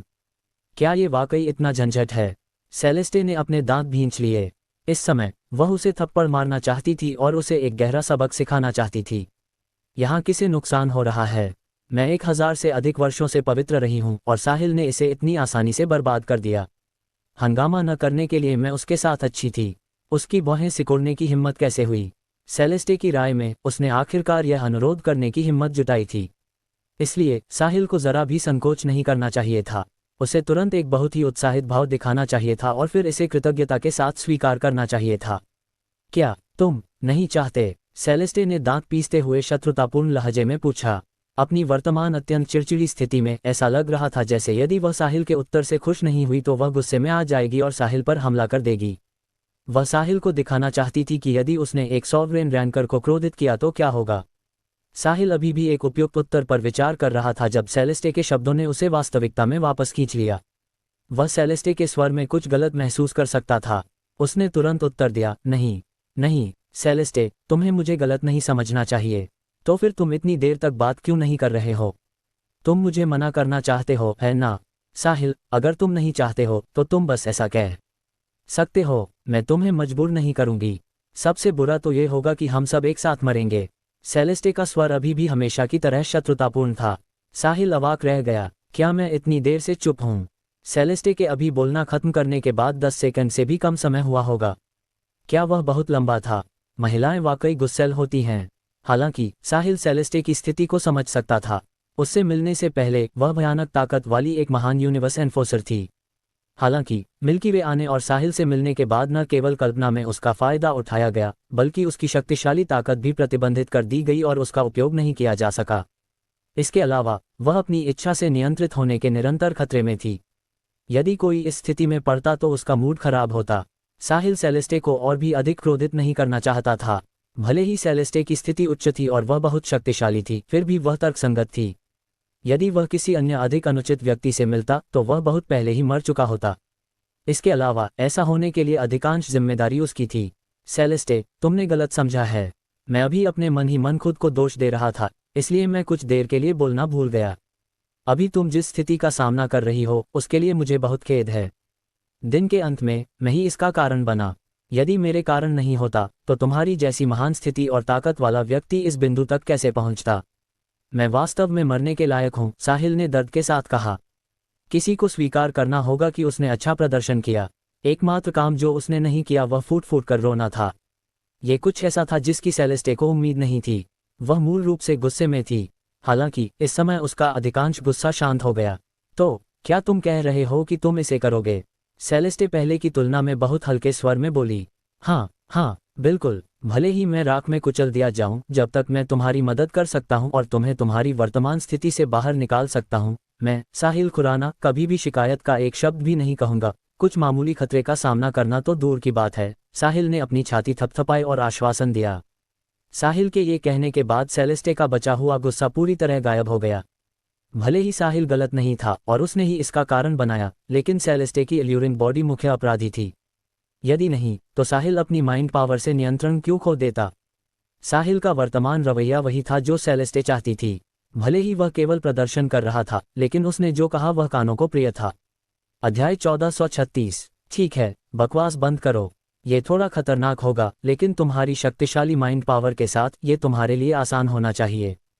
चूंकि तुम सहमत हो गए हो तो तैयार हो जाओ। मैं ज्यादा देर तक नहीं रुक सकती। सेलेस्टे के बोलना खत्म करने के बाद सन्नाटा छा गया। जाहिर है उसे भी मानसिक रूप से तैयार होने की जरूरत थी कि वह आगे किसका सामना करेगी। ठीक है सेलेस्टे, मैं समझ गया। साहिल के बोलना खत्म करने के बाद उसने जल्दी से कमरे की तलाशी ली। उसे कुछ कपड़े मिले और उसने नहाने की तैयारी की। फिर वह अचानक फिर से ठिठक गया। हम वास्तव में नहीं कर रहे हैं। ये सिर्फ एक कल्पना है। मुझे नहाने की क्या जरूरत है? ठीक है। साहिल ने कपड़े एक तरफ फेंक दिए। फिर वह धीरे धीरे खुद को संयमित करने के लिए बिस्तर पर लेट गया। जब वह तैयार हो गया तो उसने अपनी शक्तिशाली माइंड पावर जारी की, सेलेस्टे के मार्गदर्शन का पालन किया और एक अजीब जगह पर चला गया। जो चीज आंखों में खटक रही थी वह लाल रंग का सागर था। मैं कहाँ हूँ? क्या ये सेलेस्टे का कमरा है? इसी समय एक आवाज आई, साहिल अपनी आंखें बंद करो।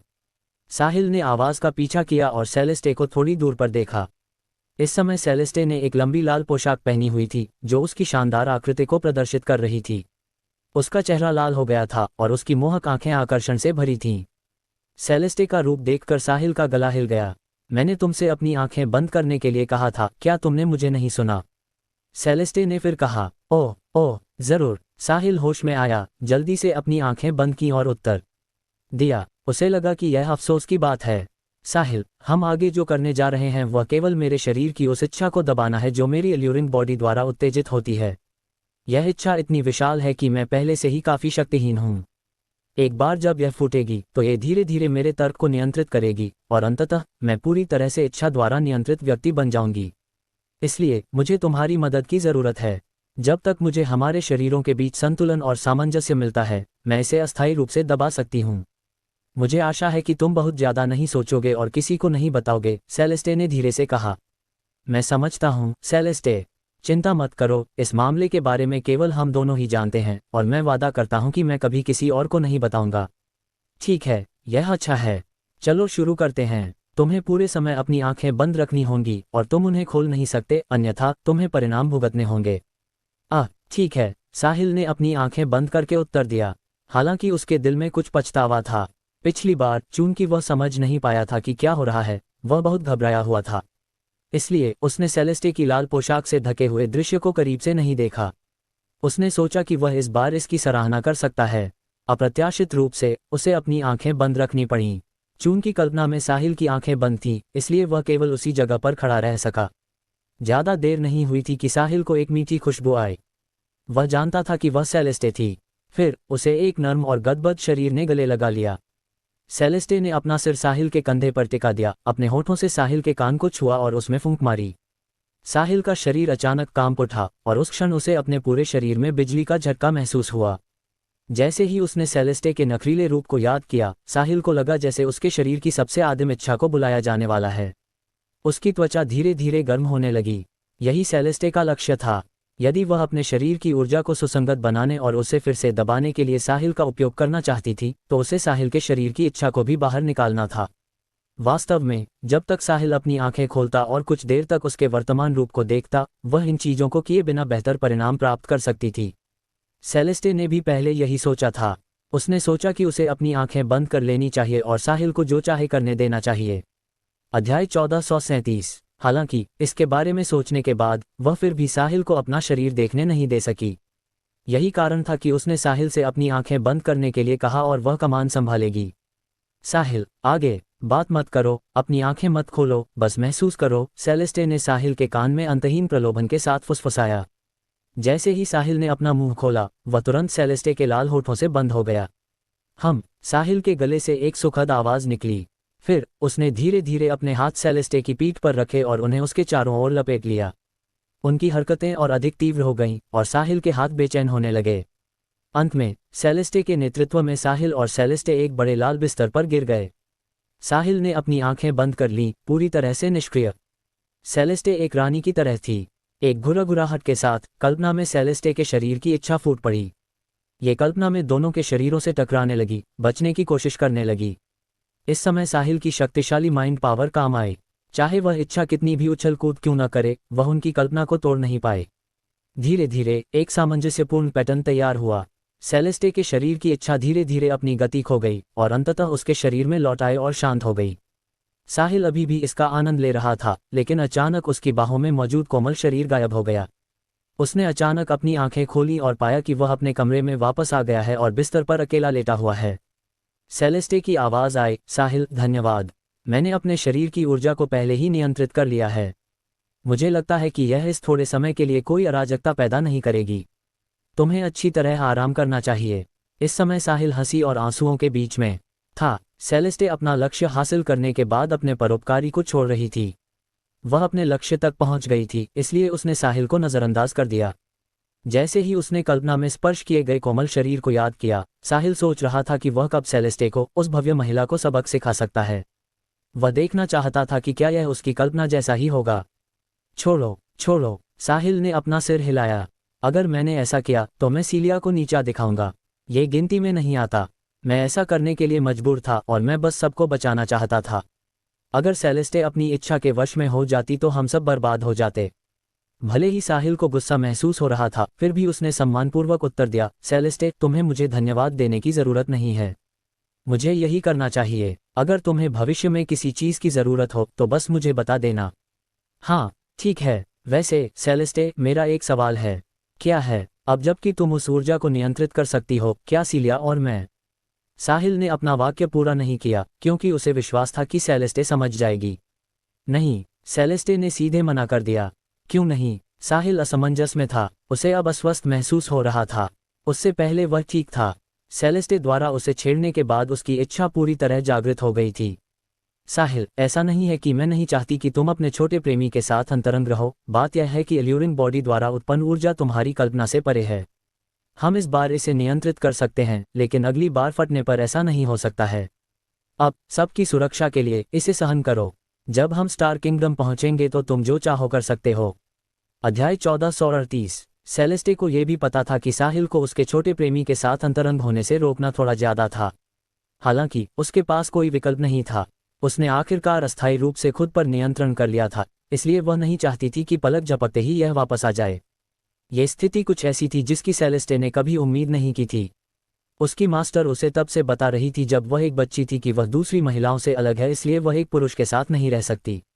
अन्यथा वह न केवल दूसरे पक्ष को नुकसान पहुंचाएगी बल्कि वह खुद को भी नुकसान पहुंचाएगी। इसलिए सेलेस्टे को केवल एक बार गुप्त रूप से प्यार हुआ था जब वह एक अज्ञानी लड़की थी। फिर जब उसकी मास्टर ने संकेत देखे तो उसका प्रेम जीवन सीधे काट दिया गया। उसके बाद उसने इसके बारे में फिर कभी नहीं सोचा और खुद को कल्टीवेशन के लिए समर्पित कर दिया।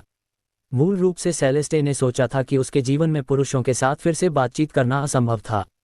अप्रत्याशित रूप से जब वह एक निम्न स्तरीय सभ्यता में गई तो उसकी मुलाकात साहिल से हुई, जो कम ताकत लेकिन महान माइंड पावर वाला एक विकृत व्यक्ति था। अंत में परिणाम यही हुआ। साथ ही इसने उस रास्ते को भी बाधित कर दिया जिसे सेलेस्टे की मास्टर ने उसके लिए बनाने के लिए इतनी कड़ी मेहनत की थी। वह नहीं जानती थी कि जब वह वापस जाएगी तो अपनी मास्टर को ये कैसे समझाएगी। हालांकि वह अभी भी कुंवारी थी, लेकिन उसकी एल्यूरिंग बॉडी जागृत हो गई थी। इस बीच उसकी एल्यूरिंग बॉडी को उसकी मास्टर द्वारा उसके लिए बनाई गई योजना में कभी जागृत नहीं होना चाहिए था। ये शर्त थी, लेकिन अब ये टूट गई थी। सेलेस्टे, जो अपनी सामान्य स्थिति में लौट आई थी, ने चुपचाप आह भरी। अब वह केवल ये देखने का इंतजार कर सकती थी कि जब वह इरिडेसेंट सेक्ट वापस जाएगी तो मास्टर को क्या कहना है। साहिल की शक्तिशाली माइंड पावर की मदद से सेलेस्टे की एल्यूरिंग बॉडी द्वारा शुरू की गई इच्छा संतुलन और सामंजस्यपूर्ण बिंदु तक पहुंच गई थी।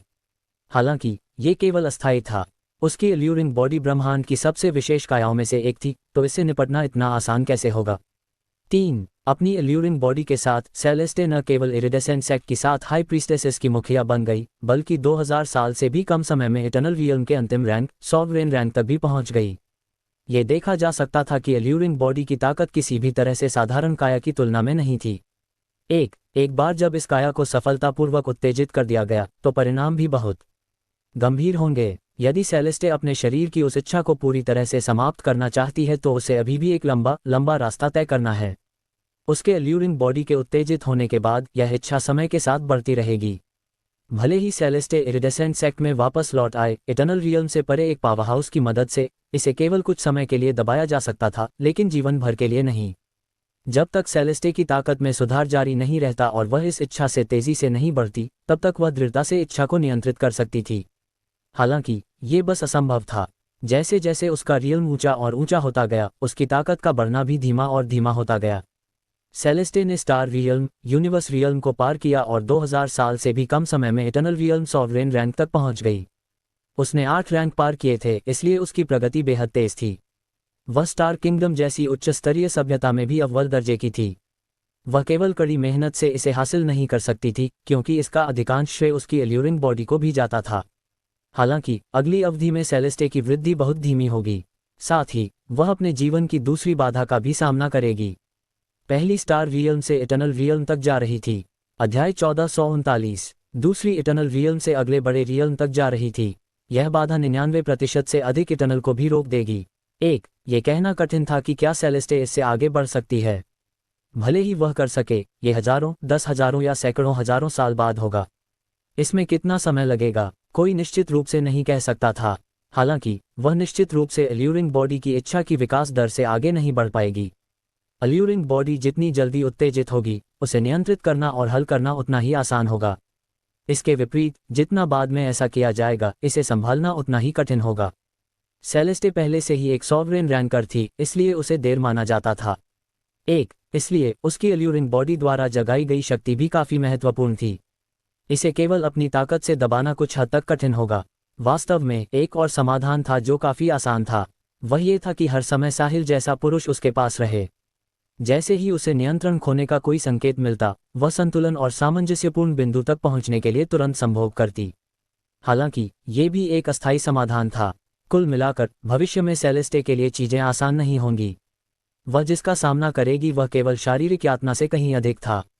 उसके संप्रदाय और उसकी मास्टर की ओर से भी दबाव था। किसी को पता होना चाहिए कि सेलेस्टे इरिडेसेंट सेक्ट में मौजूदा सॉवरेन रैंकर्स में सबसे कम उम्र की थी, और वह थी जिसे इटर्नल रियल्म को पार करने की सबसे अधिक उम्मीद थी। उसकी मास्टर और संप्रदाय को उससे बहुत उम्मीदें थीं, लेकिन इस निम्न स्तरीय सभ्यता में ऐसी दुर्घटना हो गई।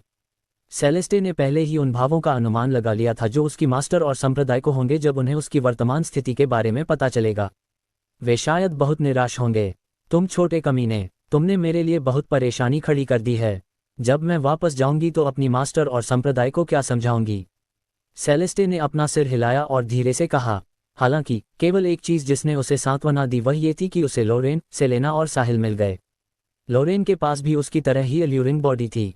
भले ही वह पहले से ही बेकार थी, लेकिन लोरेन उसकी जगह ले सकती थी। हालांकि उसे लोरेन को कल्टीवेट करने के लिए बहुत समय, ऊर्जा और संसाधनों की आवश्यकता होगी। उसे उम्मीद थी कि इन 3 लोगों को वापस ले जाकर वह अपनी मास्टर और बड़ों की क्षमा प्राप्त कर सकती है। छोड़ो, इसके बारे में सोचना बंद करो। अब जबकि चीजें इस बिंदु तक पहुंच गई हैं, चाहे मैं कितना भी सोच लूं, ये बेकार है। मैं केवल एक समय में एक ही कदम उठा सकती हूं। सेलेस्टे ने फिर अपनी आंखें बंद कर लीं। उसने अपने शरीर की स्थिति की सावधानीपूर्वक जांच करना शुरू कर दिया। जब से उसकी अल्यूरिंग बॉडी उत्तेजित हुई थी, वह अपने शरीर की इच्छा को दबा रही थी, जिसका अर्थ था कि उसके पास अपने शरीर की जांच करने के लिए ऊर्जा और समय नहीं था। अब उसके पास मौका था। सेलेस्टे ये भी देखना चाहती थी कि अल्यूरिंग बॉडी जब उत्तेजित होती है और जब उत्तेजित नहीं होती है तो उसमें क्या अंतर होता है। साहिल को सेलेस्टे का जवाब मिलने के बाद उसके पास इसे स्वीकार करने के अलावा कोई विकल्प नहीं था। इसलिए वह बिस्तर पर लेटा रहा और उस तरह की चीज के बारे में नहीं सोचने की कोशिश करने लगा। अध्याय 1440 स्टार किंगडम। ये सेलेस्टे और अमदी का गृहनगर था। स्टार किंगडम एक लेवल 7 सभ्यता थी। भले ही लेवल 7 सभ्यता और लेवल 6 सभ्यता केवल एक स्तर दूर थी, लेकिन वास्तविक अंतर कोसों दूर था। ये स्तरों के बीच अंतर का प्रश्न नहीं था, बल्कि एक मध्यम स्तरीय सभ्यता और एक उच्च स्तरीय सभ्यता के बीच की विभाजक रेखा थी। इस विभाजक रेखा को पार करना यूनिवर्स रियल्म से इटर्नल रियल्म में कदम रखने की तुलना में असीम रूप से अधिक कठिन था। यदि कोई इस बारे में सोचे कि इतने सालों के बाद मिल्की वे में कभी कोई इटर्नल क्यों नहीं हुआ, तो वह समझ जाएगा कि मध्यम स्तरीय सभ्यता के लिए उच्च स्तरीय सभ्यता में कदम रखना कितना कठिन था। स्टार किंगडम मिल्की वे और बीस्ट गैलेक्सी जैसी निम्न स्तरीय सभ्यताओं के समान नहीं था। इसमें न केवल विभिन्न बड़े, मध्यम और छोटे ग्रह थे, बल्कि शून्य में तैरते हुए कई महाद्वीप भी थे। इन महाद्वीपों पर प्रमुख ताकतों का कब्जा था और वे वहां प्रजनन करेंगे और निवास करेंगे। केवल एक निश्चित स्तर की ताकत वाले बड़े बलों को प्रजनन के स्थान के रूप में महाद्वीपों का उपयोग करने का अवसर मिला। जहां तक अन्य छोटी ताकतों की बात है, वे केवल विभिन्न ग्रहों पर कब्जा कर सकते थे। ग्रह और महाद्वीप विभिन्न शक्तियों को अलग करने के मानदंड थे। अनगिनत ताकतों का अंतिम सपना अपना एक महाद्वीप होना था। यह अफसोस की बात थी कि महाद्वीपों जैसे सीमित संसाधनों पर केवल शक्तिशाली ताकतों का ही कब्जा हो सकता था। इरिडेसेंट सेक्ट और स्टार मैंशन स्टार किंगडम में बेहद शक्तिशाली ताकतें थीं, इसलिए उन्होंने प्रत्येक ने एक महाद्वीप पर कब्जा कर लिया था। वह महाद्वीप जहां स्टार मैंशन स्थित था, स्टार कॉन्टिनेंट कहलाता था, जबकि वह महाद्वीप जहां इरिडेसेंट सेक्ट स्थित था, इरिडेसेंट कॉन्टिनेंट कहलाता था। उनका नाम उनकी ताकतों के नाम पर रखा गया था। यदि कोई निश्चित शक्तिशाली ताकत अनुग्रह से गिर जाती है और महाद्वीप पर किसी अन्य ताकत का कब्जा हो जाता है तो महाद्वीप का नाम तदनुसार बदल जाएगा।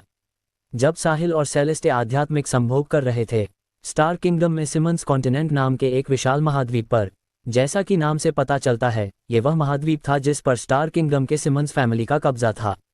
हालांकि सिमंस फैमिली स्टार किंगडम में स्टार मैंशन और इरिडेसेंट सेक्ट जितनी शक्तिशाली नहीं थी, लेकिन उनके महाद्वीप पर कब्जा करने की क्षमता ने साबित कर दिया कि वे बिल्कुल भी कमजोर नहीं थे।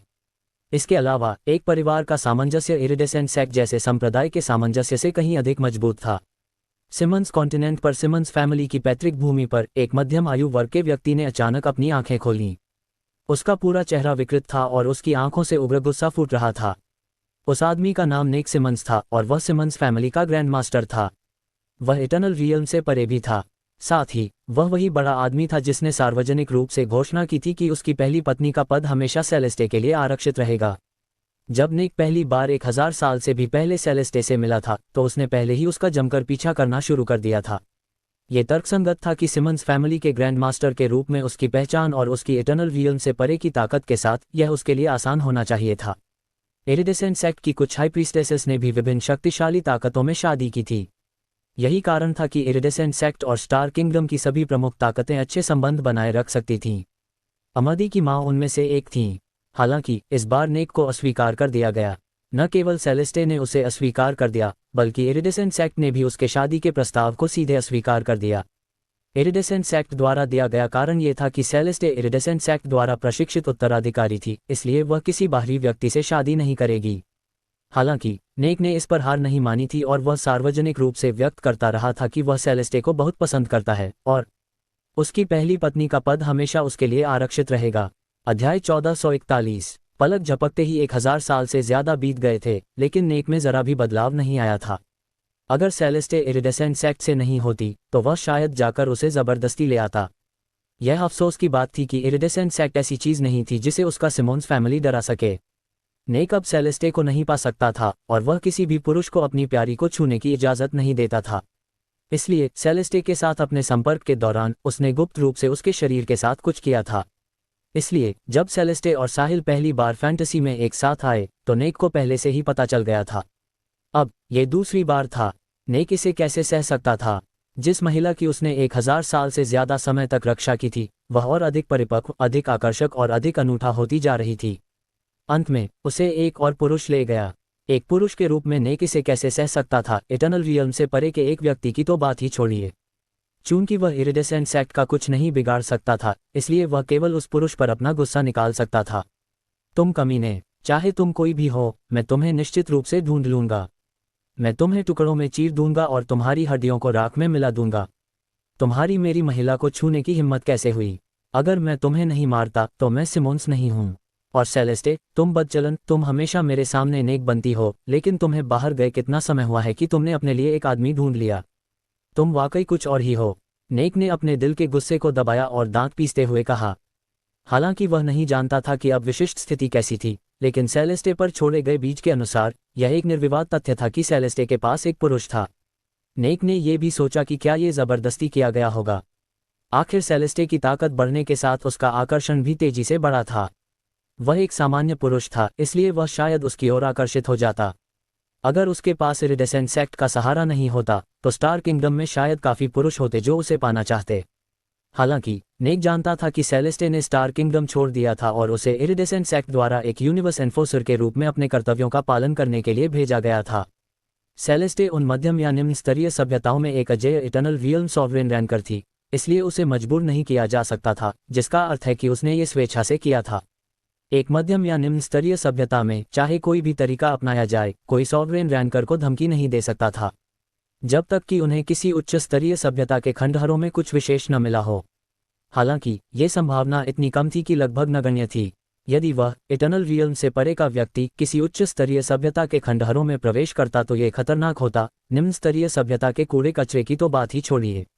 इस बिंदु पर नेक वास्तव में देखना चाहता था कि किस तरह का आदमी सेलेस्टे को ऐसा देशद्रोही काम करने के लिए अपनी मास्टर को धोखा देने में संकोच नहीं करने दे सकता था। क्या वह मुझसे, सिमोन्स फैमिली के ग्रैंड मास्टर और इटर्नल रियल्म से परे के व्यक्ति से बेहतर है? नहीं, उसे पता लगाने के लिए इस मामले की जांच करनी थी।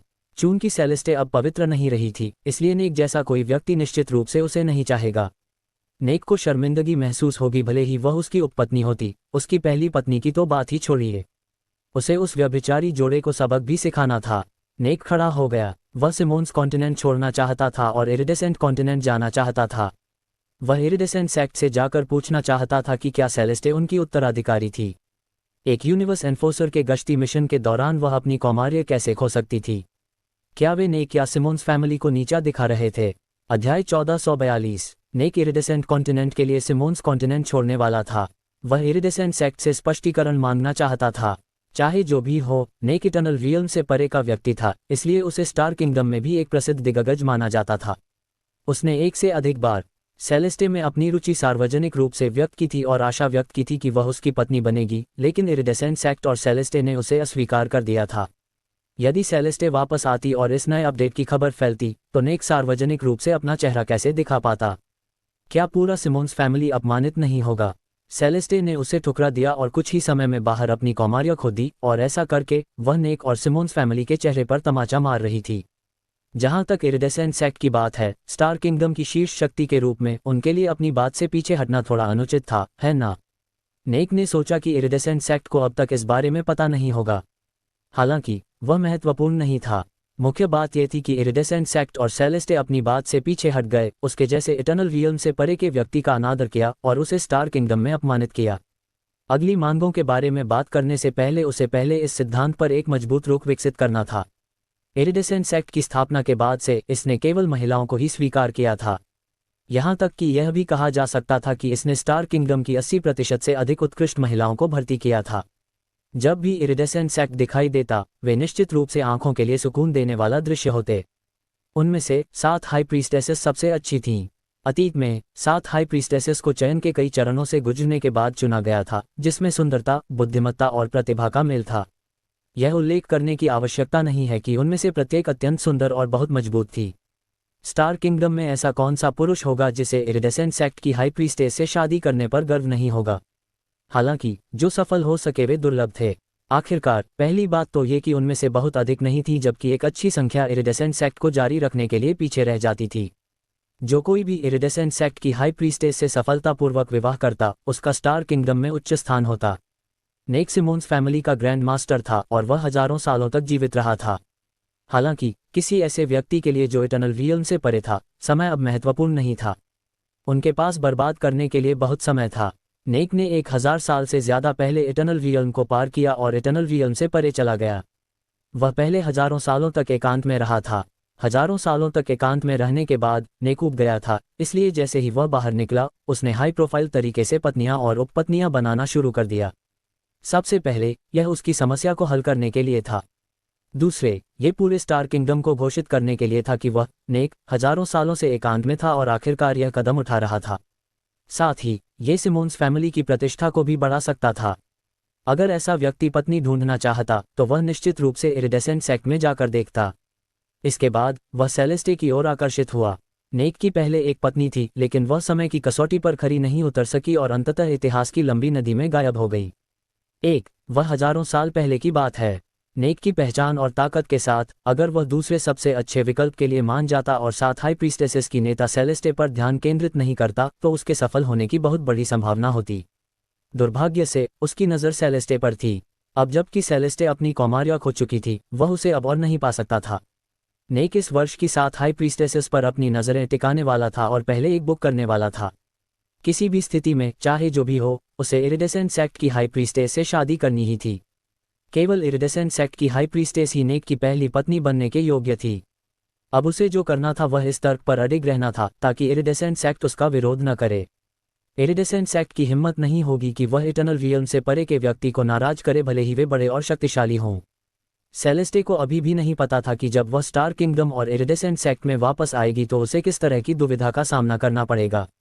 न केवल उसे अपनी मास्टर और शिक्षक की पूछताछ और सजा का सामना करना पड़ेगा। अध्याय 1443। नेक, जो सुपर इटर्नल था, वह भी उससे स्पष्टीकरण मांगना चाहता था। साहिल ने उसका जीवन दुभर कर दिया था। हालांकि यह सेलेस्टे की गलती नहीं थी और न ही यह उसके नियंत्रण में था, फिर भी उसे चुपचाप सहने के लिए मजबूर होना पड़ा। वह केवल इस कथनीय कड़वे कष्ट को स्वयं ही सह सकती थी।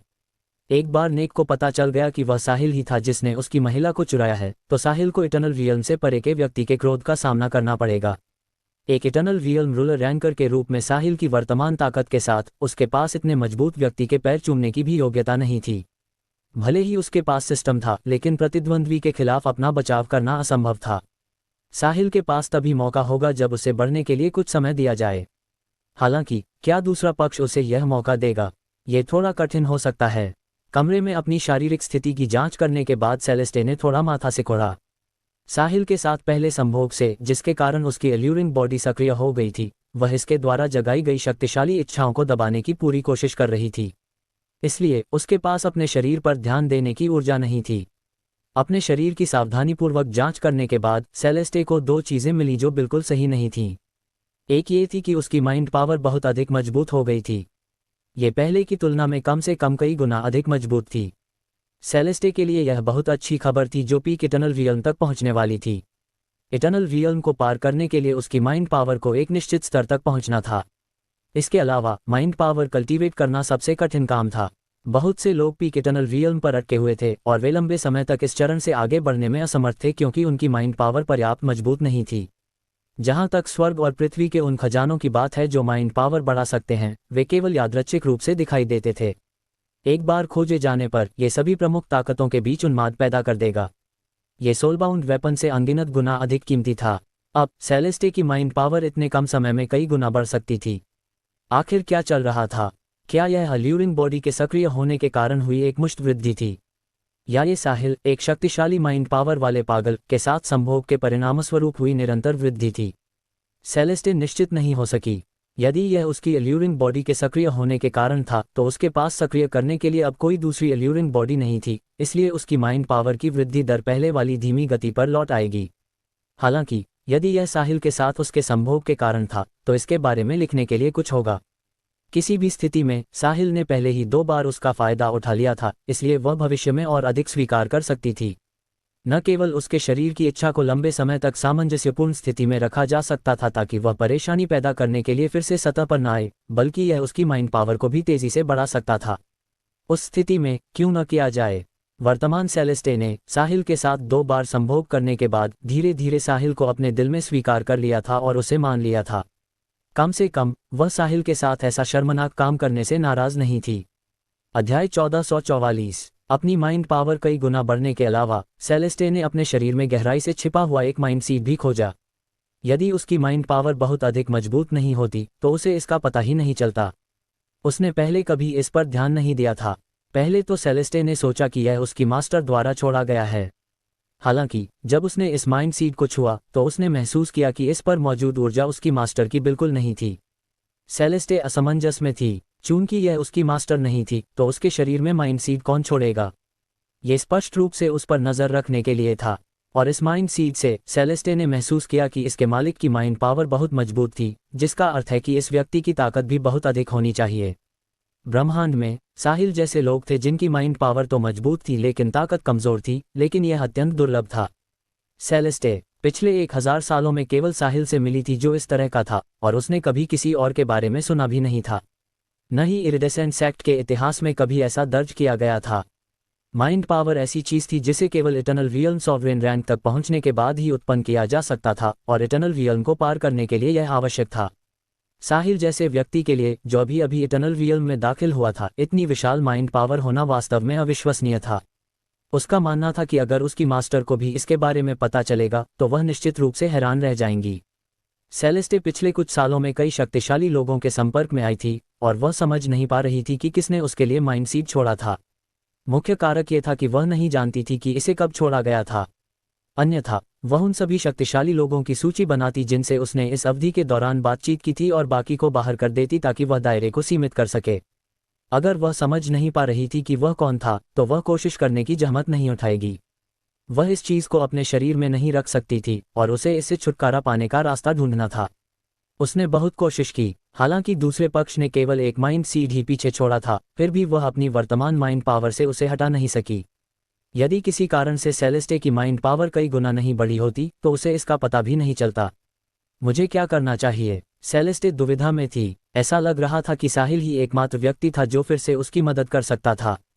अन्यथा उसे तब तक इंतजार करना होगा जब तक वह इरिडेसेंट सेक्ट में वापस नहीं आ जाती और अपनी मास्टर से इसे हटाने के लिए नहीं कह देती। यदि उसे इसका पता नहीं चलता तो ठीक होता। अब जब उसे पता चल गया था तो सेलेस्टे नहीं चाहती थी कि दूसरे लोगों की चीजें उसके शरीर में रहें और हर समय उस पर नजर रखें। साहिल अभी अपने उत्तेजित शरीर को धीरे धीरे शांत करने के लिए ठंडे पानी से नहाकर आया था।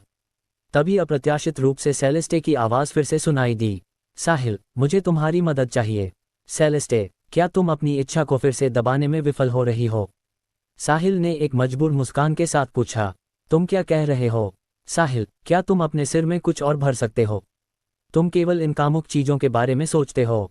सेलेस्टे ने नखरे दिखाते हुए कहा। उसने ध्यान नहीं दिया कि साहिल के साथ उसकी बातचीत का लहजा बदलने लगा था। वह पहले कभी साहिल से इस लहजे में बात नहीं करती थी। सेलेस्टे, तुमने गलत समझा। मैं बस सोच रहा था कि तुम्हारी ताकत के साथ इसके अलावा मैं तुम्हारी और किस चीज़ में मदद कर सकता हूँ। अध्याय 1445। हाँ, मुझे इस बार अन्य चीज़ों में तुम्हारी मदद चाहिए। सेलेस्टे, कृपया मुझे बताओ। जब तक यह मेरी शक्ति में है, मैं निश्चित रूप से अपना सर्वश्रेष्ठ करूँगा। जब मैं अभी अपने शरीर की जांच कर रही थी, तो मुझे पता चला कि किसी ने मेरे शरीर में किसी समय एक माइंड सीड लगाया था। मेरी वर्तमान माइंड पावर के साथ मैं इसे हटा नहीं सकती, इसलिए मुझे उम्मीद थी कि तुम अपनी शक्तिशाली माइंड पावर का उपयोग करके इसे निकालने में मेरी मदद कर सकते हो। किसी और द्वारा लगाया गया माइंड सीड। वह कौन था? यह क्या करता है? साहिल ने असमंजस में पूछा। हालांकि उसकी माइंड पावर अब मजबूत थी, लेकिन माइंड पावर की उसकी समझ अभी भी सबसे प्रारंभिक चरण में थी। अतीत में उसने वास्तव में दूसरों के मन में घुसपैठ करने और उनके भाग्य को नियंत्रित करने के लिए माइंड पावर का उपयोग किया था। मुझे नहीं पता कि यह किसने किया, लेकिन शायद उनके इरादे अच्छे नहीं थे और उनका उद्देश्य मुझ पर नजर रखना था, सेलेस्टे ने उत्तर दिया। तो फिर मुझे क्या करना चाहिए? तुम्हें बस अपनी शक्तिशाली माइंड पावर को छोड़ना होगा। फिर मेरी माइंड पावर के मार्गदर्शन का पालन करें, माइंड सीड की स्थिति तक पहुंचें, इसे लपेट लें और इसे मेरे शरीर से बाहर निकालें। ठीक है, शुरू करते हैं। साहिल के बोलना खत्म करने के बाद उसने अपनी माइंड पावर छोड़ी और सेलेस्टे के नेतृत्व का पालन किया। फिर वह उसके शरीर तक पहुंचा और उसे माइंड सीड मिल गया। ये सेलेस्टे के गदबद शरीर में शांति से छिपा हुआ था। जिस क्षण उसने इसे देखा, साहिल को अचानक अपने दिल में एक अंतर्ज्ञान हुआ कि यह एक पुरुष द्वारा छोड़ा गया था। क्या इरिडेसेंट सेक्ट केवल महिलाओं के लिए नहीं है? इसका मतलब है कि यह सेलेस्टे के बुजुर्गों द्वारा नहीं छोड़ा गया था। इसने साहिल को अकथनीय रूप से क्रोधित कर दिया। ये गदबद शरीर उसका था और वह कभी किसी पुरुष को इसे छूने की इजाज़त नहीं देगा। ये दो नर प्राणियों की तरह था जो एक मादा प्राणी के लिए प्रतिस्पर्धा कर रहे थे। साहिल ने अपनी सारी माइंड पावर इस माइंड सीड में डाल दी, इसे परत दर परत कसकर लपेट दिया, जिससे ये गारंटी मिल गई कि इसे कभी भी भागने का मौका नहीं मिलेगा। इसे पूरा करने के बाद साहिल ने धीरे धीरे माइंड सीड को हिलाया। इस दौरान माइंड सीड भी हिला और साहिल की माइंड पावर की पकड़ से भागने की कोशिश की। इसके बावजूद ये बिल्कुल भी भाग नहीं सका। साहिल द्वारा सावधानीपूर्वक माइंड सीड को सेलेस्टे के शरीर से बाहर निकालने के बाद उसने अपनी पूरी शक्ति के साथ अपने दिमाग का उपयोग किया और माइंड सीड को पूरी तरह से नष्ट कर दिया। उसी समय स्टार किंगडम के सिमोन्स कॉन्टिनेंट पर नेक, जो इरिडेसेंट कॉन्टिनेंट के लिए रवाना होने वाला था, अचानक ठिठक गया। उसकी आंखों से लगभग आग की लपटें निकल रही थीं। उसने उस माइंड सीड को महसूस किया जिसे उसने सेलेस्टे के शरीर में छोड़ा था, पूरी तरह से नष्ट हो गया था। कहने का तात्पर्य यह है कि अब से वह अब सेलेस्टे पर नजर नहीं रख सकता था और न ही वह दूसरे पक्ष की विशिष्ट स्थिति निर्धारित कर सकता था। मूल रूप से नेक की योजना के अनुसार वह पहले मामले को स्पष्ट करने और इस नए अवसर को पकड़ने के लिए इरिडेसेंट सेक्ट में जाएगा। फिर सेलेस्टे के शरीर में छोड़े गए माइंड सीड के मार्गदर्शन के अनुसार वह जल्दी से दूसरे पक्ष को ढूंढ लेगा। वह उस आदमी को मार डालेगा जिसने सेलेस्टे की कौमार्य ली थी और अंततः स्पष्टीकरण मांगने के लिए सेलेस्टे को इरिडेसेंट सेक्ट वापस ले आएगा। दुर्भाग्य से उसके कुछ भी करने से पहले ही माइंड सीड नष्ट हो गया। अब वह सेलेस्टे की स्थिति का निर्धारण नहीं कर सका और उसे अब और नहीं ढूंढ सका। वह केवल सेलेस्टे के खुद वापस आने का इंतजार कर सकता था। यदि वह वास्तव में उस आदमी को वापस नहीं लाए तो वह उसे कहाँ ढूंढेगा? इसने उसकी सभी योजनाओं को सीधे बाधित कर दिया। तुम कमीने, चाहे तुम कोई भी हो, बेहतर होगा कि तुम प्रार्थना करो कि मैं तुम्हें न पकड़ूं, वरना मैं तुम्हें निश्चित रूप से मार डालूंगा और तुम्हें मौत से भी बदतर नियति दूंगा, नेक गुस्से में चिल्लाया। अध्याय 1446। मिल्की वे और स्टार किंगडम के बीच की दूरी बहुत विशाल थी। ये दूरी पृथ्वी पर मनुष्यों की समझ से पूरी तरह बाहर थी और इसे पृथ्वी पर किसी भी ज्ञात मूल्यों से मापा भी नहीं जा सकता था। यदि कोई उड़ने पर निर्भर करता तो प्रकाश की गति से भी। यदि वे मिल्की वे से स्टार किंगडम पहुंचना चाहते तो उन्हें सैकड़ों करोड़ों वर्षों की इकाइयों में दूरी मापनी होगी। एक और संभावना भी थी, केवल इटर्नल ही जो स्पेस को चीर सकते थे और दूसरे स्पेस में चल सकते थे, वे अंतहीन दूरियों को पार कर सकते थे और कम समय में अपने गंतव्य तक पहुंच सकते थे। बेशक ये तथाकथित कम समय केवल 1 या 2 दिन या 10 दिन या आधा महीना भी नहीं था। बस इतना था कि प्रकाश की गति से सैकड़ों करोड़ों वर्षों की तुलना में ये वास्तव में बहुत कम था। विशाल इटर्नल रियल्म कछुए में साहिल और अन्य लोगों की गति से देखते हुए यदि कोई देरी नहीं हुई तो स्टार किंगडम पहुंचने में लगभग 1 वर्ष लगेगा। अगली अवधि में साहिल की मदद से सेलेस्टे ने अस्थायी रूप से अपनी शारीरिक समस्याओं का समाधान किया। उसने न केवल अपनी एल्यूरिंग बॉडी से होने वाली इच्छा को दबाया, बल्कि अपने शरीर में अज्ञात शक्तिशाली व्यक्ति द्वारा छोड़े गए माइंड सीड को भी बाहर निकाल दिया। सेलेस्टे ने भी अपनी एकांत साधना जारी नहीं रखी। इसके बजाय वह अक्सर महिलाओं के साथ बातचीत करने के लिए बाहर आती थी। वे स्टार किंगडम की बुनियादी स्थिति और इरिडेसेंट सेक्ट के नियमों और विनियमों के बारे में बात करती थीं। उसने उन्हें पहले से ही समझ रखने और खुद को तैयार करने की अनुमति दी। स्टार किंगडम मिल्की वे के सामने कुछ भी नहीं था। दोनों के बीच का अंतर बहुत बड़ा था। मिल्की वे में साहिल मास्टर था और उसने जो कहा वह शाही फरमान था, जबकि किसी ने उसका खंडन करने की हिम्मत नहीं की। सीलिया और महिलाएं सभी साहिल से निकटता से जुड़ी हुई थीं और साहिल के उनके बैकअप के रूप में होने से वे स्वाभाविक रूप से मिल्की वे पिरामिड के शीर्ष पर थीं। हालांकि स्टार किंगडम में यह अलग था। ये लेवल 7 सभ्यता थी। यह उल्लेख करने की आवश्यकता नहीं है कि साहिल ने अभी अभी इटर्नल रियल्म में कदम रखा था। यहाँ तक कि सेलेस्टे, जो इटर्नल रियल्म सॉवरेन रैंकर थी, उसे उन दिग्गजों का सामना करते समय सावधान रहना पड़ता था। स्टार किंगडम में केवल इटर्नल रियल्म को पार करके और इटर्नल रियल्म से परे का व्यक्ति बनकर ही कोई पिरामिड के शीर्ष पर खड़ा हो सकता था, देश का मार्गदर्शन कर सकता था और नियम बना सकता था। सीलिया और अन्य लोग केवल सबसे निचले स्तर से ही शुरुआत कर सकते थे। हालांकि सेलेस्टे ने यह भी कहा कि उन्हें बहुत अधिक चिंता नहीं करनी चाहिए। स्टार किंगडम पहुंचने और इरिडेसेंट सेक्ट में शामिल होने के बाद उन्हें एक सहारा माना जा सकता है। स्टार किंगडम में इरिडेसेंट सेक्ट की अभी भी काफ़ी प्रतिष्ठा थी। न केवल यह मजबूत था, बल्कि इसमें इटर्नल रियल्म से परे कई लोग भी थे। साथ ही ये कई शक्तिशाली ताकतों से भी जुड़ा था। कम से कम आधी पूर्व हाई प्रीस्टेसेस जिन्हें इरिडेसेंट सेक्ट ने प्रशिक्षित किया था, उन्होंने विभिन्न अमीर ताकतों में शादी की थी। उनमें से अधिकांश पहली पत्नियां थीं जिन्हें उनके संबंधित संप्रदायों में बोलने का अधिकार था। हाई प्रीस्टेसेस के अधीन विभिन्न व्यक्तिगत शिष्य, कोर शिष्य और सामान्य शिष्य भी थे जिन्होंने सभी आकारों की ताकतों में शादी की थी। हालांकि इनमें से अधिकांश लोगों के अपने परिवार थे, फिर भी इरिडेसेंट सेक्ट ने उनका पालन पोषण किया था। यदि इरिडेसेंट सेक्ट मुसीबत में होता तो वे हाथ पर हाथ धरकर नहीं बैठते। इन सभी लोगों ने मिलकर स्टार किंगडम में काफ़ी बड़ी ताकत बनाई थी। इसलिए स्टार किंगडम में आमतौर पर कोई भी इरिडेसेंट सेक्ट के लिए परेशानी खड़ी नहीं करता था जब तक कि वे संप्रदाय के कट्टर दुश्मन न हों। समय धीरे धीरे बीतता गया। जैसे जैसे वे स्पेस में यात्रा कर रहे थे, समय की गणना के लिए दिनों का उपयोग करना असंभव था क्योंकि यहाँ न दिन था और न ही रात। शुरुआत में हर कोई अपने मन ही मन चुपचाप दिन गिनता था।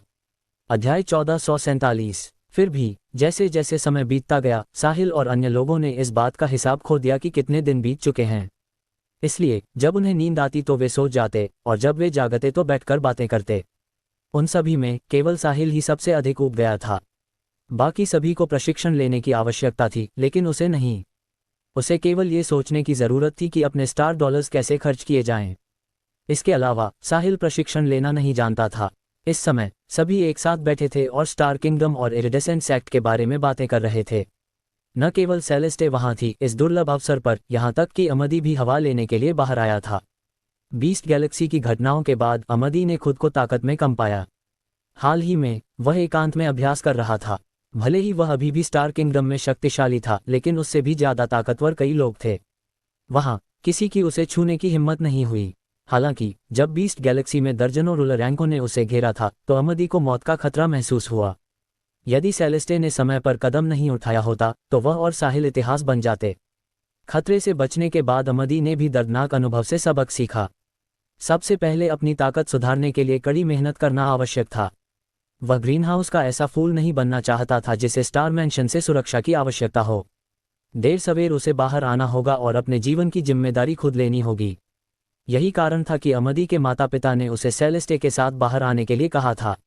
वे हमेशा के लिए अपने बेटे के साथ नहीं रह सकते थे। स्टार मैंशन के छोटे मुखिया के रूप में अमदी को बढ़ना और स्वतंत्र होना सीखना था।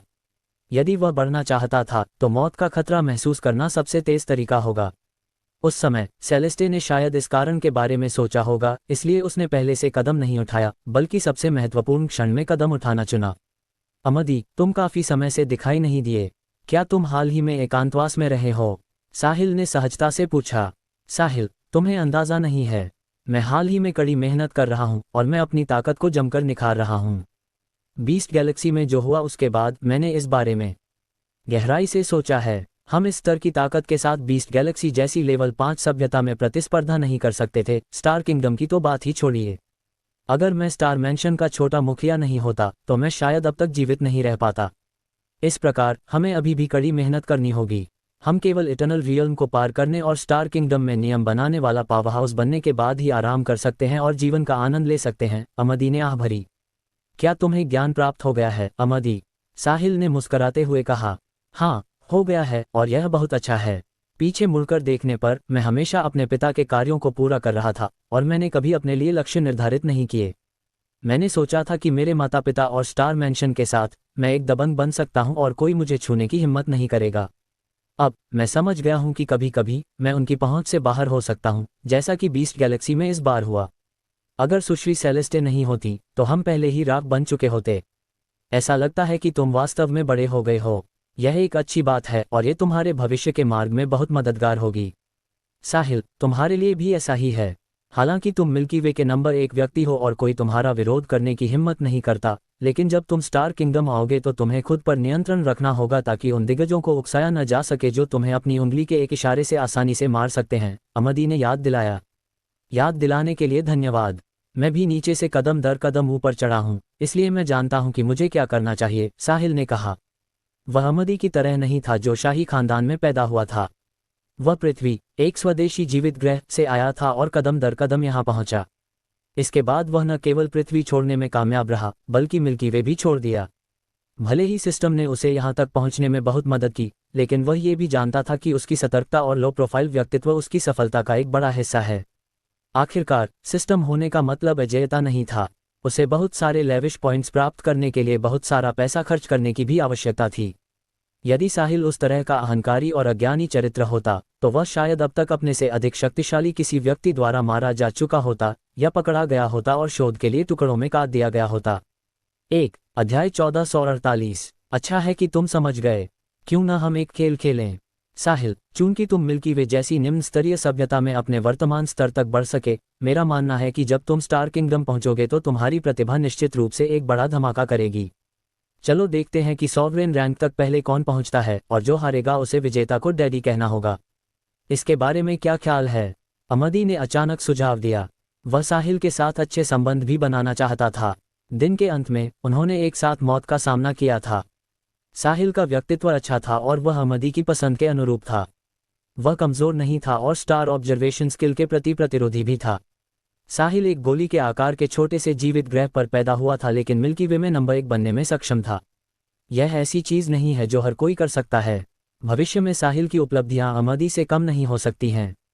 जब तक साहिल सहमत हो जाता तब तक ये मायने नहीं रखता था कि इस खेल में कौन जीता या कौन हारा। किसी भी तरह से दोनों का भाईचारा मजबूत हो जाएगा। अगर साहिल अमदी को हरा सकता था तो अमदी भी उसे डैडी कहने को तैयार था। ठीक है, प्रेरणा तभी आती है जब कोई लक्ष्य हो। चलो तुलना करते हैं और देखते हैं कि सॉवरेन रैंक तक पहले कौन पहुंच सकता है। साहिल ने इसके बारे में सोचा और महसूस किया कि खोने के लिए कुछ भी नहीं है, इसलिए वह सहमत हो गया। मुख्य कारण ये था कि उसे भी लगा कि अमदी एक अच्छा व्यक्ति है। हालांकि वह चांदी का चम्मच लेकर पैदा हुआ था और उसे कुछ छोटी मोटी समस्याएं थीं, लेकिन उसके पास अच्छे आदर्श और मूल्य थे। वह कोई अनुचित उपद्रवी नहीं था, इसलिए वह अभी भी एक योग्य मित्र था।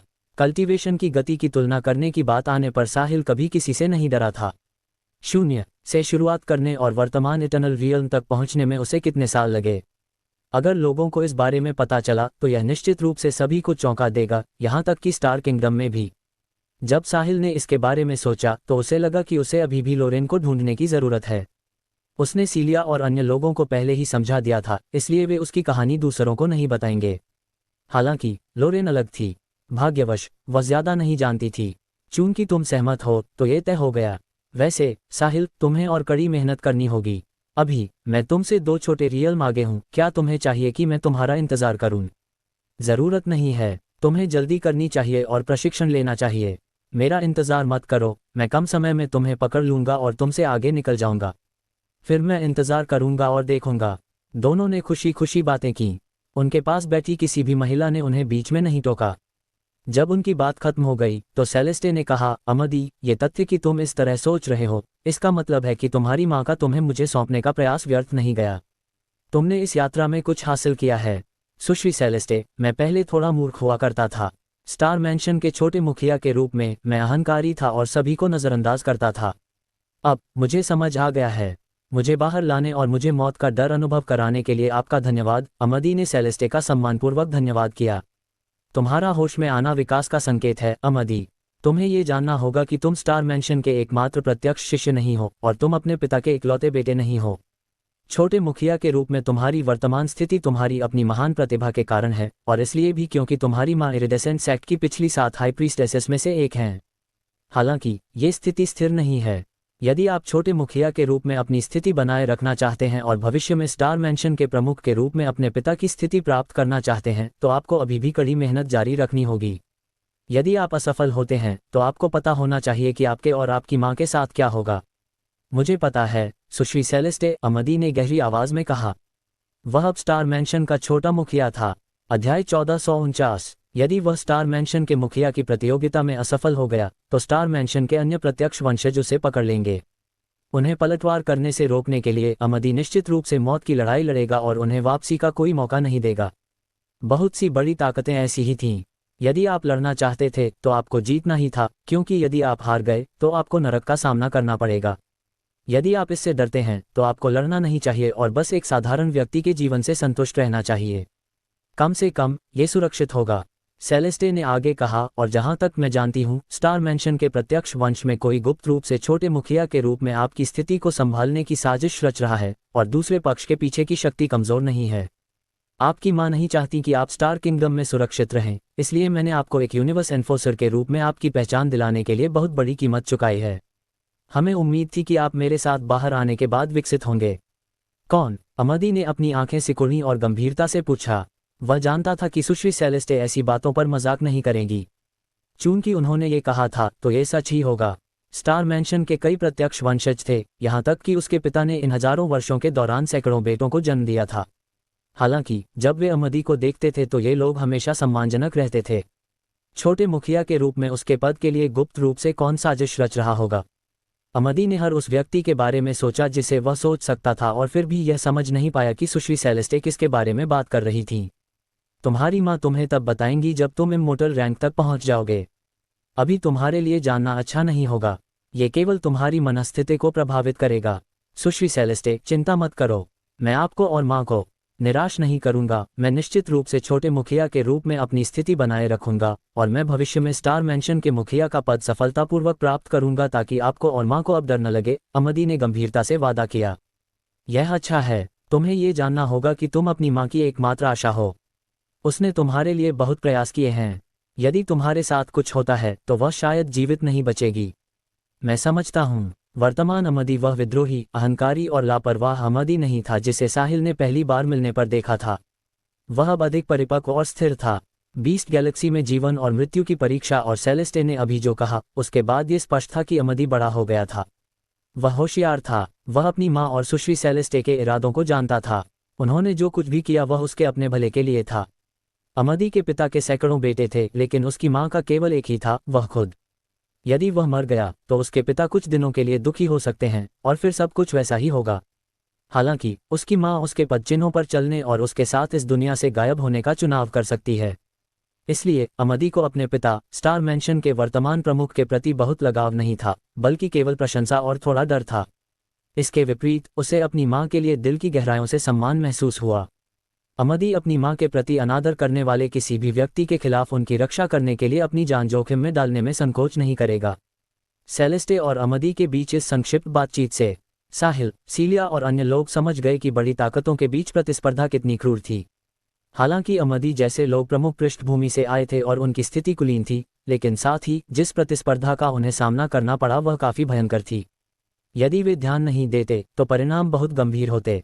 मौत वास्तव में एक बेहतर अंत था। कई हारने वाले अपंग हो जाएंगे और जीवन भर के लिए कैद कर लिए जाएंगे। उन लोगों के लिए जिन्हें एक बार चुना गया था, यह मौत से भी बदतर नियति होगी। अध्याय 1450। स्टार किंगडम में इरिडेसेंट कॉन्टिनेंट वह जगह थी जहां स्टार किंगडम की शीर्ष शक्ति इरिडेसेंट सेक्ट स्थित थी। आज इरिडेसेंट सेक्ट ने एक विशिष्ट सुपर इटर्नल अतिथि का स्वागत किया। ये व्यक्ति सिमोन्स फैमिली का ग्रैंड मास्टर नेक था। स्टार किंगडम में हालांकि इटर्नल रियल्म पावरहाउस हर जगह नहीं थे, लेकिन उन्हें दुर्लभ नहीं माना जाता था। इटर्नल रियल्म में काफी पावरहाउस थे जो काफी प्रसिद्ध थे। हालांकि उनमें से अधिकांश रूलर रैंकर्स थे। ऐसे बहुत कम थे जो इम्मोर्टल रैंक तक पहुंच सकें। प्रत्येक इम्मोर्टल रैंकर विभिन्न ताकतों का मुख्य आधार था। जहां तक सॉवरेन रैंकर्स की बात है, वे और भी दुर्लभ थे। वे सभी अपने संबंधित गुटों की शीर्ष युद्ध शक्ति थे। सेलेस्टे एक मजबूत सॉवरेन रैंकर थी। इरिडेसेंट सेक्ट में उसका पद कम नहीं था। यदि कोई स्टार किंगडम में प्रसिद्ध होना चाहता है, नियम बनाने वाले कुछ लोगों में से एक बनने के लिए पिरामिड के शीर्ष पर खड़ा होना चाहता है और अनगिनत लोगों द्वारा पूजा और प्रशंसा प्राप्त करना चाहता है, तो उसे पहले इटर्नल रियल्म को पार करना होगा और इटर्नल रियल्म से परे किसी व्यक्ति की ताकत रखनी होगी। इस तरह का पावर हाउस पृथ्वी पर परमाणु हथियार की तरह था। हालांकि उन्हें तैनात करना आसान नहीं था, लेकिन उनका गहरा निवारक प्रभाव था। इटर्नल रियल्म से परे एक व्यक्ति हर बड़ी ताकत के लिए जरूरी था। यदि नहीं, तो चाहे आपके पास कितने भी लोग हों या आपके पास कितना भी पैसा हो, आपको केवल एक मध्यम आकार की ताकत माना जा सकता है। इटर्नल रियल्म से परे का व्यक्ति सभी ताकतों के लिए एक विभाजक रेखा थी, ठीक वैसे ही जैसे पृथ्वी पर बिना परमाणु हथियार वाले देश थे। सिमोन्स फैमिली इटर्नल रियल्म से परे एक व्यक्ति के साथ एक बड़ी ताकत थी और उनके पास एक से अधिक थे। नेक से पहले सिमोन्स फैमिली का एक और ग्रैंड मास्टर था जिसने इटर्नल रियल्म को जल्दी पार कर लिया था। हालांकि सिमोन्स फैमिली का एक ग्रैंड मास्टर हजारों साल पहले गंभीर रूप से घायल हो गया था और अब तक ठीक नहीं हुआ था। किसी को पता होना चाहिए कि इस स्तर के पावरहाउस के शरीर में खुद को ठीक करने की शक्ति होती है, इसलिए यह स्पष्ट था कि उसकी चोटें इतनी गंभीर थीं कि हजारों सालों के उपचार के बाद भी वह ठीक नहीं हो सका। मूल सिमोन्स फैमिली धीरे धीरे पतन की ओर बढ़ने लगा था। अन्य ताकतें उनके द्वारा कब्जा किए गए सिमोन्स कॉन्टिनेंट को निशाना बना रही थीं और वे इसे अपना बनाने के लिए इस पर कब्जा करने वाली थीं। अप्रत्याशित रूप से 1000 साल से ज्यादा पहले नेक ने एक ही झटके में इटर्नल रियल्म को पार कर लिया और सिमोन्स फैमिली में इटर्नल रियल्म से परे दूसरा व्यक्ति बन गया। उसने डगमगाते सिमोन्स फैमिली को पल भर में स्थिर कर दिया। नेक स्टार किंगडम का नया दिग्गज बन गया था और वह 1000 साल से ज्यादा समय से स्टार किंगडम में बहुत सक्रिय था। सबसे पहले वह आखिरकार हजारों सालों के बाद एकांतवास से बाहर आया था, इसलिए उसे खुद का आनंद लेना था। दूसरे, सिमोन्स फैमिली की प्रतिष्ठा को फिर से स्थापित करना स्वाभाविक था ताकि सिमोन्स कॉन्टिनेंट पर नजर रखने वाली उन ताकतों को पता चल सके कि वर्तमान सिमोन्स फैमिली से उलझना आसान नहीं था। हर नया दिग्गज यही करता है। यदि स्टार किंगडम में कोई इटर्नल रियल्म को पार करता है तो वे तब तक नहीं छिपेंगे जब तक कि विशेष परिस्थितियां न हों। हर कोई सभी प्रमुख ताकतों की पृष्ठभूमि के बारे में सब कुछ नहीं जानता होगा, लेकिन वे इसके कम से कम 80 से 90% के बारे में जानते होंगे। क्योंकि जितनी अधिक ताकत दिखाई जाती है, स्टार किंगडम में उतने ही अधिक संसाधन प्राप्त किए जा सकते हैं, जिससे शामिल होने के लिए अधिक प्रतिभाएं आकर्षित होती हैं। संसाधनों और उत्कृष्ट शिष्यों के साथ ही कोई ताकत अधिक शक्तिशाली लोगों को विकसित कर सकती है। यह एक गुणकारी चक्र था। यदि कोई सफल होता है और दिखावा नहीं करता बल्कि इसे छिपाता है, तो बाहरी दुनिया से कोई नहीं जान पाएगा, इसलिए वह निश्चित रूप से अधिक लाभ प्राप्त करने में सक्षम नहीं होगा। किसी भी स्थिति में नेक की सफलता के बाद उसने सिमोन्स कॉन्टिनेंट में एक बड़ी दावत दी और अनगिनत ताकतें उसे बहुमूल्य खजानों के साथ बधाई देने आईं। इससे अकेले ही सिमोन्स फैमिली ने काफ़ी पैसा कमाया था। नेक आज इरिडेसेंट सेक्ट के साथ पुराने संबंधों को ताज़ा करने के लिए इरिडेसेंट कॉन्टिनेंट नहीं आया था, बल्कि वह वहां स्पष्टीकरण मांगने के लिए गया था। दोस्तों, अगर आपको यह वीडियो पसंद आई है तो वीडियो को लाइक करें और नेक्स्ट पार्ट के लिए कमेंट कर देना और नोवेल एडिट चैनल को सब्सक्राइब कर लेना। Thank you.